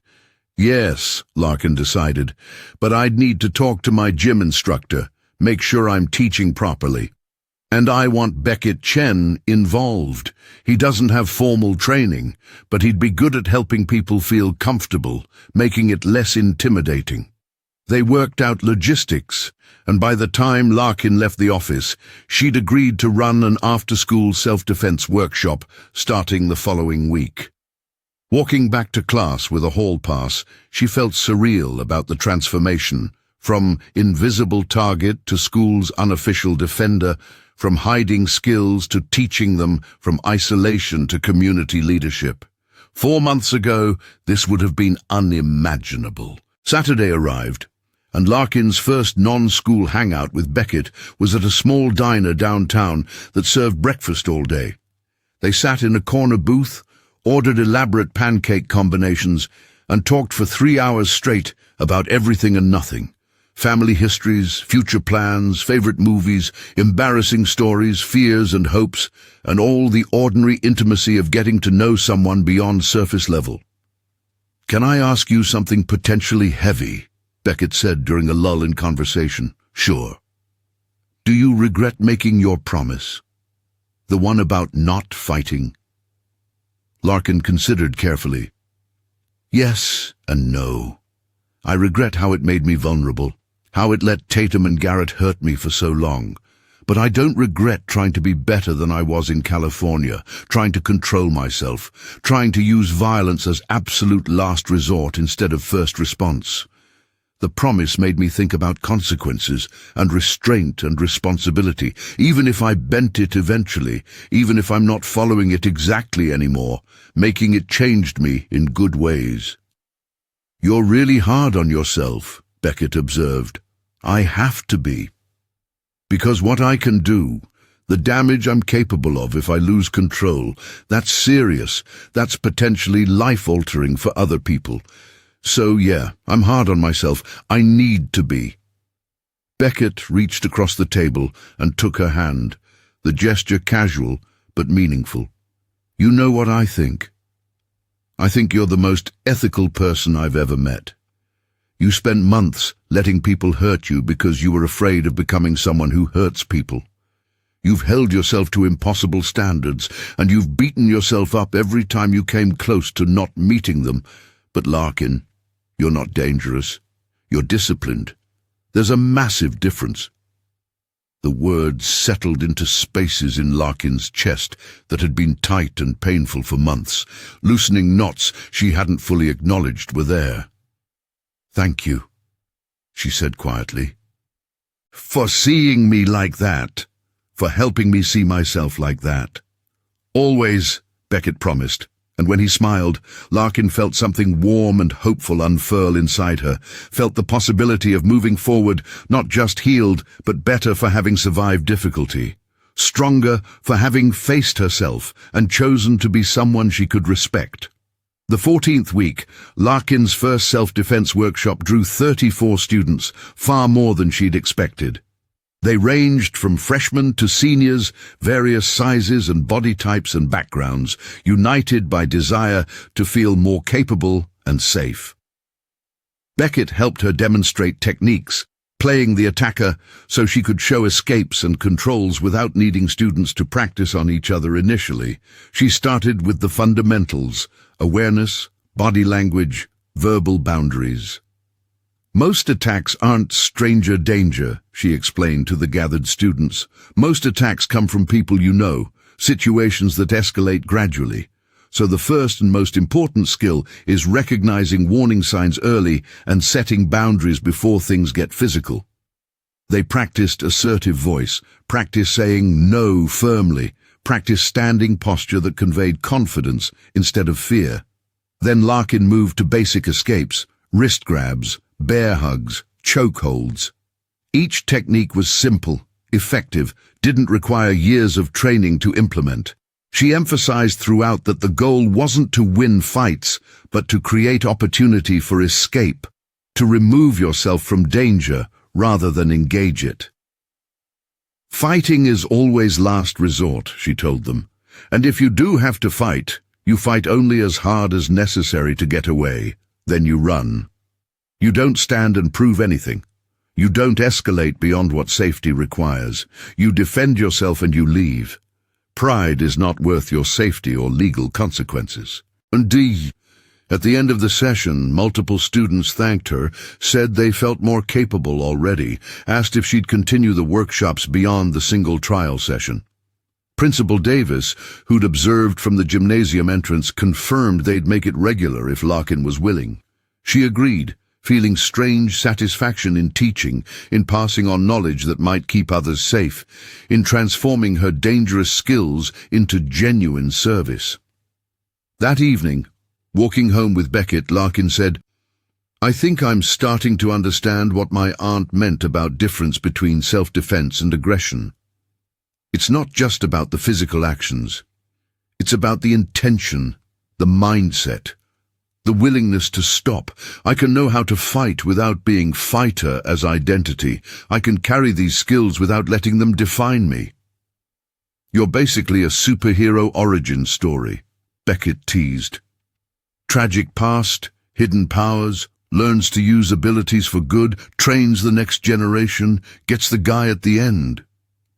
"Do I get the guy at the end?" Larkin asked, looking at him with deliberately obvious interest. "Well, the guy really hopes so," Beckett said, stepping closer, and when he kissed her, gentle and careful and sweet under the October sunset, Larkin felt pieces of herself coming together, felt the integration of who she'd been and who she was becoming, felt possible for the first time in months that she might actually be okay. The 15th week brought an unexpected visitor to Larkin's lunch table. Tatum approached hesitantly, clutching her tray like armor, clearly uncomfortable with positioning herself as supplicant. Larkin's friends immediately tensed, Beckett's hand moving protectively toward Larkin's arm, but Larkin gestured that it was okay, curious about what Tatum wanted. "Can I talk to you?" Tatum asked. "Just for a minute?" They moved to an empty table nearby, still within sight of Beckett, but private enough for conversation. Tatum sat across from Larkin and looked genuinely nervous, a dramatic change from the confident cruelty of weeks past.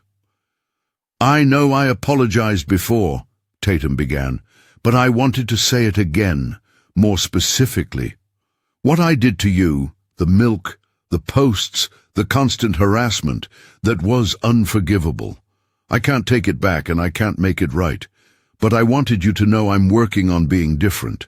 I'm seeing a therapist. I'm working on whatever's broken in me that made me think it was okay to destroy people for entertainment." Larkin listened without interrupting, letting Tatum finish. I also wanted to ask, Tatum continued, if there's anything I can do.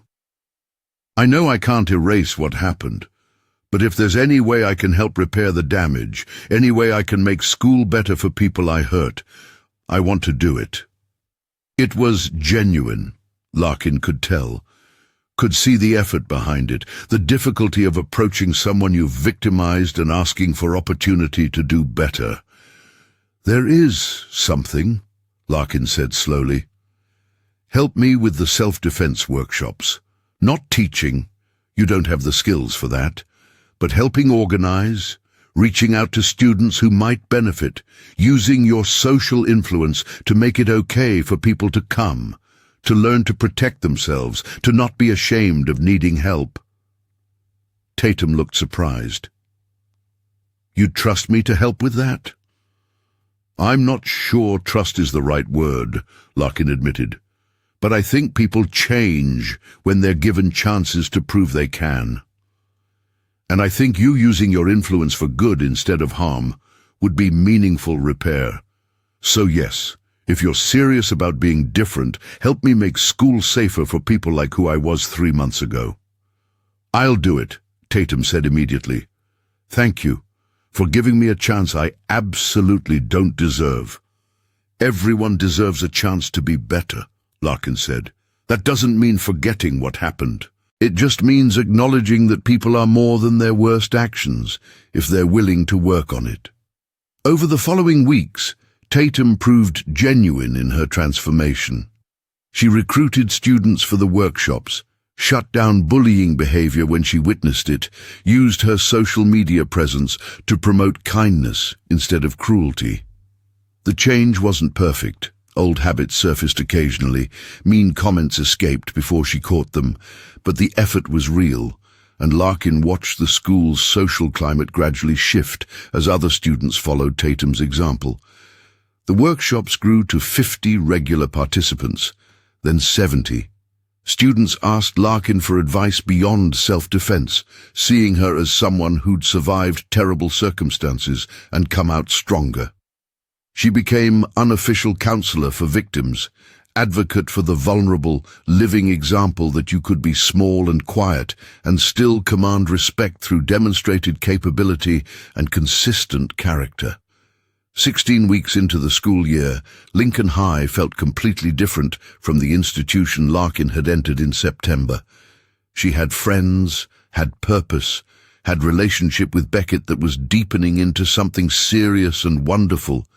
She'd found balance between hiding and attacking, between passive victim and aggressive fighter. She trained 4 days a week at Marcus's gym, teaching kids class monthly and working on advanced techniques with discipline and joy. She taught weekly self-defense workshops at school with Beckett's help and increasingly with Tatum's support. She maintained her grades, participated in classes, felt like legitimate student instead of terrified intruder. One Friday afternoon, leaving school after workshop, she encountered Garrett in the parking lot. They hadn't spoken since that day in the hallway, and he'd carefully avoided her for months. Now he stood beside his truck, clearly waiting for her, and Larkin felt her body automatically assess threat level, calculate responses, prepare for conflict. "I'm not here to start anything," Garrett said quickly, hands visible and non-threatening. "I just wanted to apologize. I've been too embarrassed to do it before, but I talked to my therapist about it and she said I needed to." "You're in therapy?" Larkin asked, surprised. "Yeah. After what happened, my dad made me go. I was pissed at first, but it's actually helping. I've been learning about toxic masculinity and violence and all the ways I was taught wrong." He paused, looking uncomfortable. "What I did to you, and Beckett, and probably a bunch of other people I'm not even remembering, that wasn't okay. I was using physical intimidation to feel powerful because I felt powerless in other areas of my life. That's not an excuse, it's just explanation. I'm working on being better." Larkin studied him, this large boy who'd seemed so threatening months ago, but now just looked like a teenager working through difficult self-realization. "Thank you for apologizing, and for working on yourself. That takes courage." "Can I ask you something?" Garrett said hesitantly. "That day in the hallway, you controlled me so easily, but you didn't hurt me. You could have, right? Could have actually messed me up." "Yes," Larkin confirmed simply. "Why didn't you?"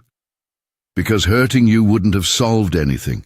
It would have felt good temporarily, would have been justified revenge, but it would have made me become what I was afraid of becoming. Violence should be last resort for actual self-defense, not tool for punishment or ego. You were neutralized, threat was stopped. Hurting you more would have been cruelty, not defense." Garrett nodded slowly, processing. "That's what my therapist is trying to teach me. That actual strength is restraint, not domination. That real power is choosing not to hurt people when you could." He extended his hand. "I know we're probably never going to be friends, but I hope we can at least be civil.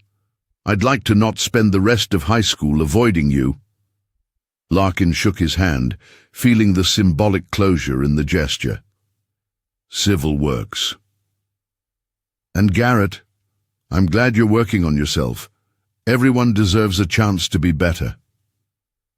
That weekend, Larkin's Aunt Rachel took her out for celebratory dinner at a nice restaurant downtown. They sat in a quiet booth, ordered good food, and Rachel raised her glass of wine in toast. "To my niece, who survived hell, and came out the other side stronger and kinder than she went in." Larkin clinked her water glass against Rachel's wine. "I couldn't have done it without you. You gave me place to land, let me work through things at my own pace, supported me even when you probably wanted to go full mama bear on everyone hurting me." "Oh, I definitely wanted to," Rachel admitted. "There were many nights I considered showing up at Tatum's house or filing formal complaints or transferring you to different school. But you asked me to let you handle it, and I trusted you to know what you needed. I'm so proud of how you handled it." "I almost didn't," Larkin said honestly. "There were so many times I almost broke my promise, almost used my training to hurt people who deserved it. The only thing that stopped me was remembering California, remembering how it felt to lose control, and being terrified of becoming that person again." "But you didn't become that person," Rachel emphasized. "You became someone who knows when to fight and when to show mercy. Someone who uses violence only as last resort and stops as soon as threat is neutralized. Someone who transformed their dangerous skills into teaching tools that help others. That's not the same person who went too far in California. That's someone who learned from that experience and grew into something better." Larkin felt emotions rising, gratitude, relief, pride in herself she was only beginning to allow. "I think I'm going to be okay," she said quietly. "I think I can be who I am, all of who I am, including the fighter parts, without it being destructive. I just needed to find the right context for it." "You are going to be okay," Rachel agreed firmly. "You already are okay. Everything else is just refinement." That night, texting with Beckett before bed, Larkin tried to express how much the last 4 months had changed her. "I came to Lincoln trying to be invisible and safe, by hiding everything about me that was powerful or dangerous or real. And I ended up learning that trying to be small doesn't keep you safe. Standing up for yourself, being authentically who you are, even if that includes sharp edges, showing people that you have boundaries and capabilities, that keeps you safe. And also that it's okay to need people, okay to accept help, okay to not fight every battle alone."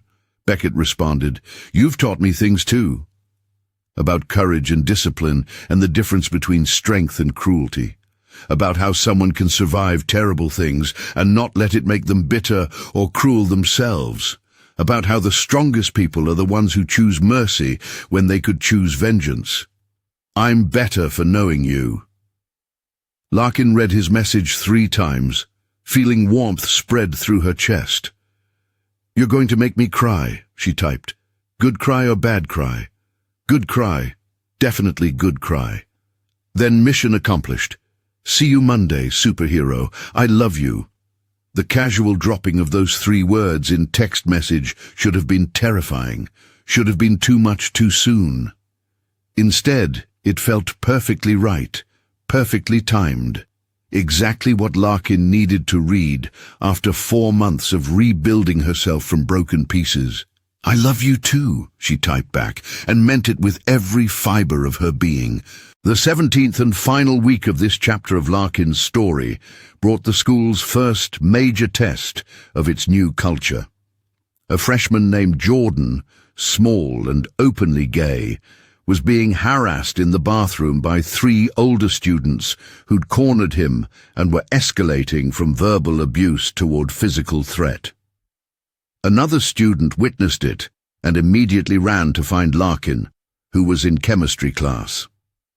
She excused herself, grabbed Beckett, and they both went quickly to the bathroom with the witness leading the way. By the time they arrived, the situation had progressed. The 3 older students had pushed Jordan against the wall, were inches from his face, clearly about to make situation physical. Larkin walked in without hesitation, positioning herself between them and Jordan with Beckett at her shoulder, providing visible backup. "Step away from him," Larkin said quietly, and the 3 students spun to face her. "This doesn't concern you," one snarled, "unless you want to defend every little—" "Choose your next words very carefully," Larkin interrupted, her voice carrying absolute certainty, "because if you finish that sentence the way I think you're going to, you'll have officially crossed line from stupid to hate crime, and I will personally ensure that's documented, reported, and dealt with. So, choose carefully." The boys recognized her. Everyone at Lincoln knew who Larkin was now, and she saw them calculating odds, measuring whether their harassment was worth engaging with someone who'd become school's unofficial protector.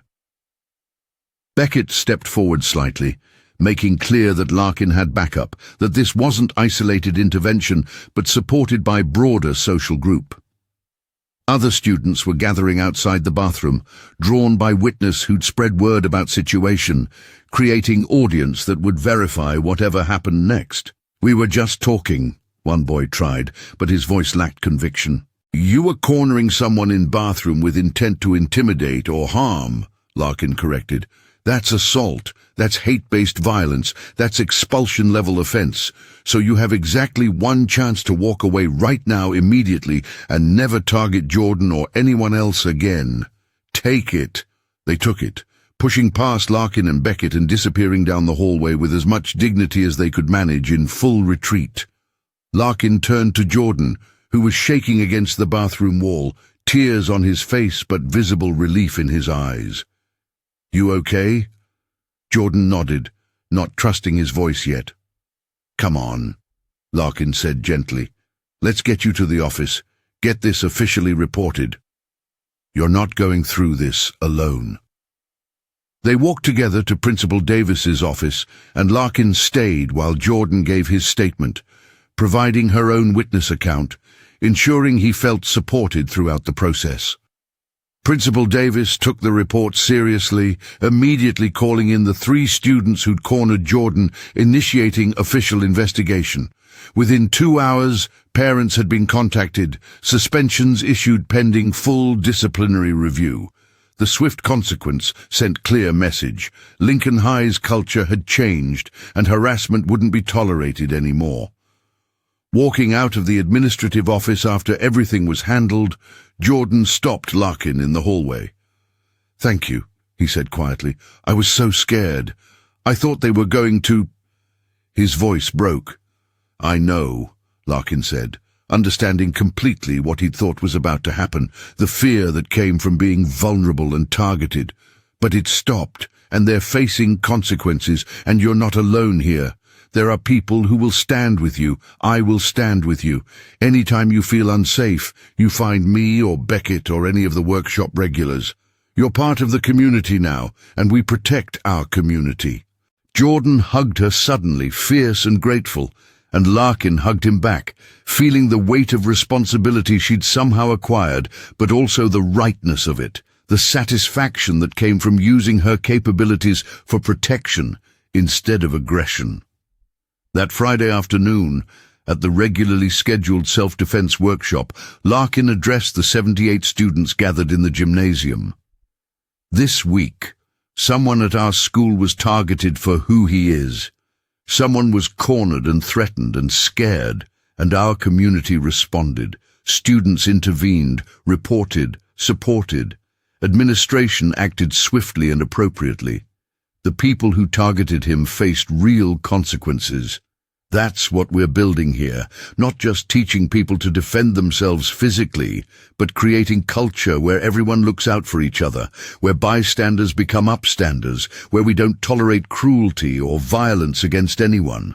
She paused, looking around at the diverse group, various ages, sizes, identities, all united by desire to be safer and to make others safer.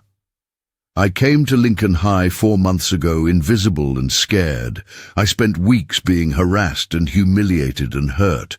I know what it feels like to be alone in a building full of people who won't help you. I know the fear that comes from being targeted. But I also learned something important. Staying small doesn't keep you safe. Having skills and capabilities, that keeps you safe. But more than that, having community, having people who stand with you, having culture of mutual protection, that's what actually makes us all safer. Every single one of you, just by being here, by learning these skills, by committing to being person who intervenes instead of person who looks away, you're making Lincoln High safer for everyone. Well, the students erupted in spontaneous applause, and Larkin felt overwhelmed by the response, by the transformation that had occurred in 4 months, by the journey from victim to victor, to teacher, to leader. When the applause faded, they practiced techniques for the rest of the hour. Beckett helping demonstrate, Tatum circulating to encourage nervous students, the gym filled with sound of people learning to protect themselves and others. Walking home with Beckett afterward, autumn leaves crunching under their feet, Larkin said, "I think I'm finally starting to understand something. All that power I was afraid of, all those skills I thought made me dangerous, they don't define me. What defines me is what I choose to do with them, and I choose to use them to protect people who need protecting, to teach people who want to learn, to create space where everyone can be themselves safely. That's what makes you a good person," Beckett said, taking her hand. "Not that you gave up your power, but that you learned to wield it responsibly. Not that you became weak, but that you became disciplined. Not that you stopped being dangerous, but that you became dangerous only to people who threaten others." Larkin looked at him, at this person who'd seen her at her lowest and stayed anyway, who'd believed in her when she couldn't believe in herself, who'd helped her find path between extremes of helpless victim and uncontrolled fighter. "You know what I realized? I used to think the promise I made in California was mistake, that it constrained me, made me vulnerable, let people hurt me. But it actually saved me, because without that promise forcing me to think before acting, to measure my responses, to choose mercy over revenge, I would have become exactly what I feared becoming. I would have hurt people at Lincoln the first time they pushed me. Instead, I spent months learning restraint, learning discipline, learning that the hardest and most important skill is knowing when not to fight." They reached Larkin's apartment building and stopped outside, neither quite ready to separate. "So what now?" Beckett asked. "You've transformed the school culture, started successful workshops, become beloved protector of vulnerable, gotten the guy. Where do you go from here?" Larkin smiled. "Keep training, keep teaching, keep being present and visible and ready to intervene when needed. Keep working on being person who uses strength responsibly instead of person who hides from it entirely. Keep believing that people can change, that bullies can become better, that violence can be last resort instead of first response." She paused, then added, "And keep falling in love with you. That seems pretty important too." Beckett kissed her there under October sunset, and when they finally separated, both smiling, Larkin felt something settle in her chest. Peace with who she'd been, pride in who she'd become, hope for who she might still be. The girl who'd walked into Lincoln High in September, desperate to be invisible and terrified of her own power, was gone. In her place was someone stronger, not because she could fight, but because she'd learned when not to, not because she was dangerous, but because she'd learned to be dangerous only when necessary, not because she'd become hard, but because she'd stayed soft even through hardship. The following Monday, Larkin walked through Lincoln's main entrance with head high and shoulders back, greeting friends genuinely, nodding civilly at former enemies, working on being better, making eye contact with new students in welcome rather than warning. In chemistry, she and Beckett were perfect partners. In the workshop they were effective teachers, and in the hallways they were steady presences that made everyone feel safer. Tatum ate lunch with them sometimes now, her transformation imperfect but real, her efforts to be kinder visible and appreciated. Garrett nodded respectfully when they passed, maintaining the civil distance that acknowledged past harm without being defined by it. Jordan joined their friend group along with several other students who'd been targets and now found safety in numbers and solidarity. The gym bag that had sat beside Larkin's door for months now lived in her car, ready for training sessions where she could be fully herself, could use her skills with joy and discipline under Marcus's patient guidance. The promise she'd made in California had evolved. Not broken, but adapted, refined into understanding that self-defense wasn't the same as aggression, that protecting others wasn't the same as seeking violence, that carrying dangerous capabilities didn't make you dangerous as long as you wielded them with wisdom and restraint. 4 months after arriving at Lincoln High, as frightened, invisible girl trying to hide from her own power, Larkin stood in school that had transformed around her transformation, in community that had grown from her courage, in life that finally felt authentic instead of constrained. She'd learned the hardest lesson. True strength wasn't about domination or fear, wasn't about hurting people or hiding from capability.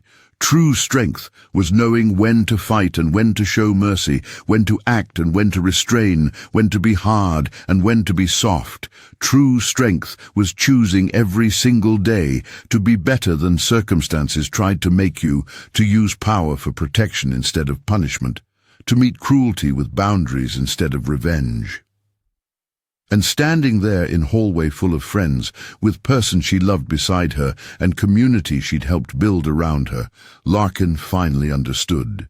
She hadn't overcome her past by denying it, hadn't found peace by hiding her power. She'd found peace by integrating all her pieces, the fighter and the protector, the survivor and the teacher, the girl who'd been hurt and the woman who'd learned to stand up not just for herself, but for everyone who needed standing up for.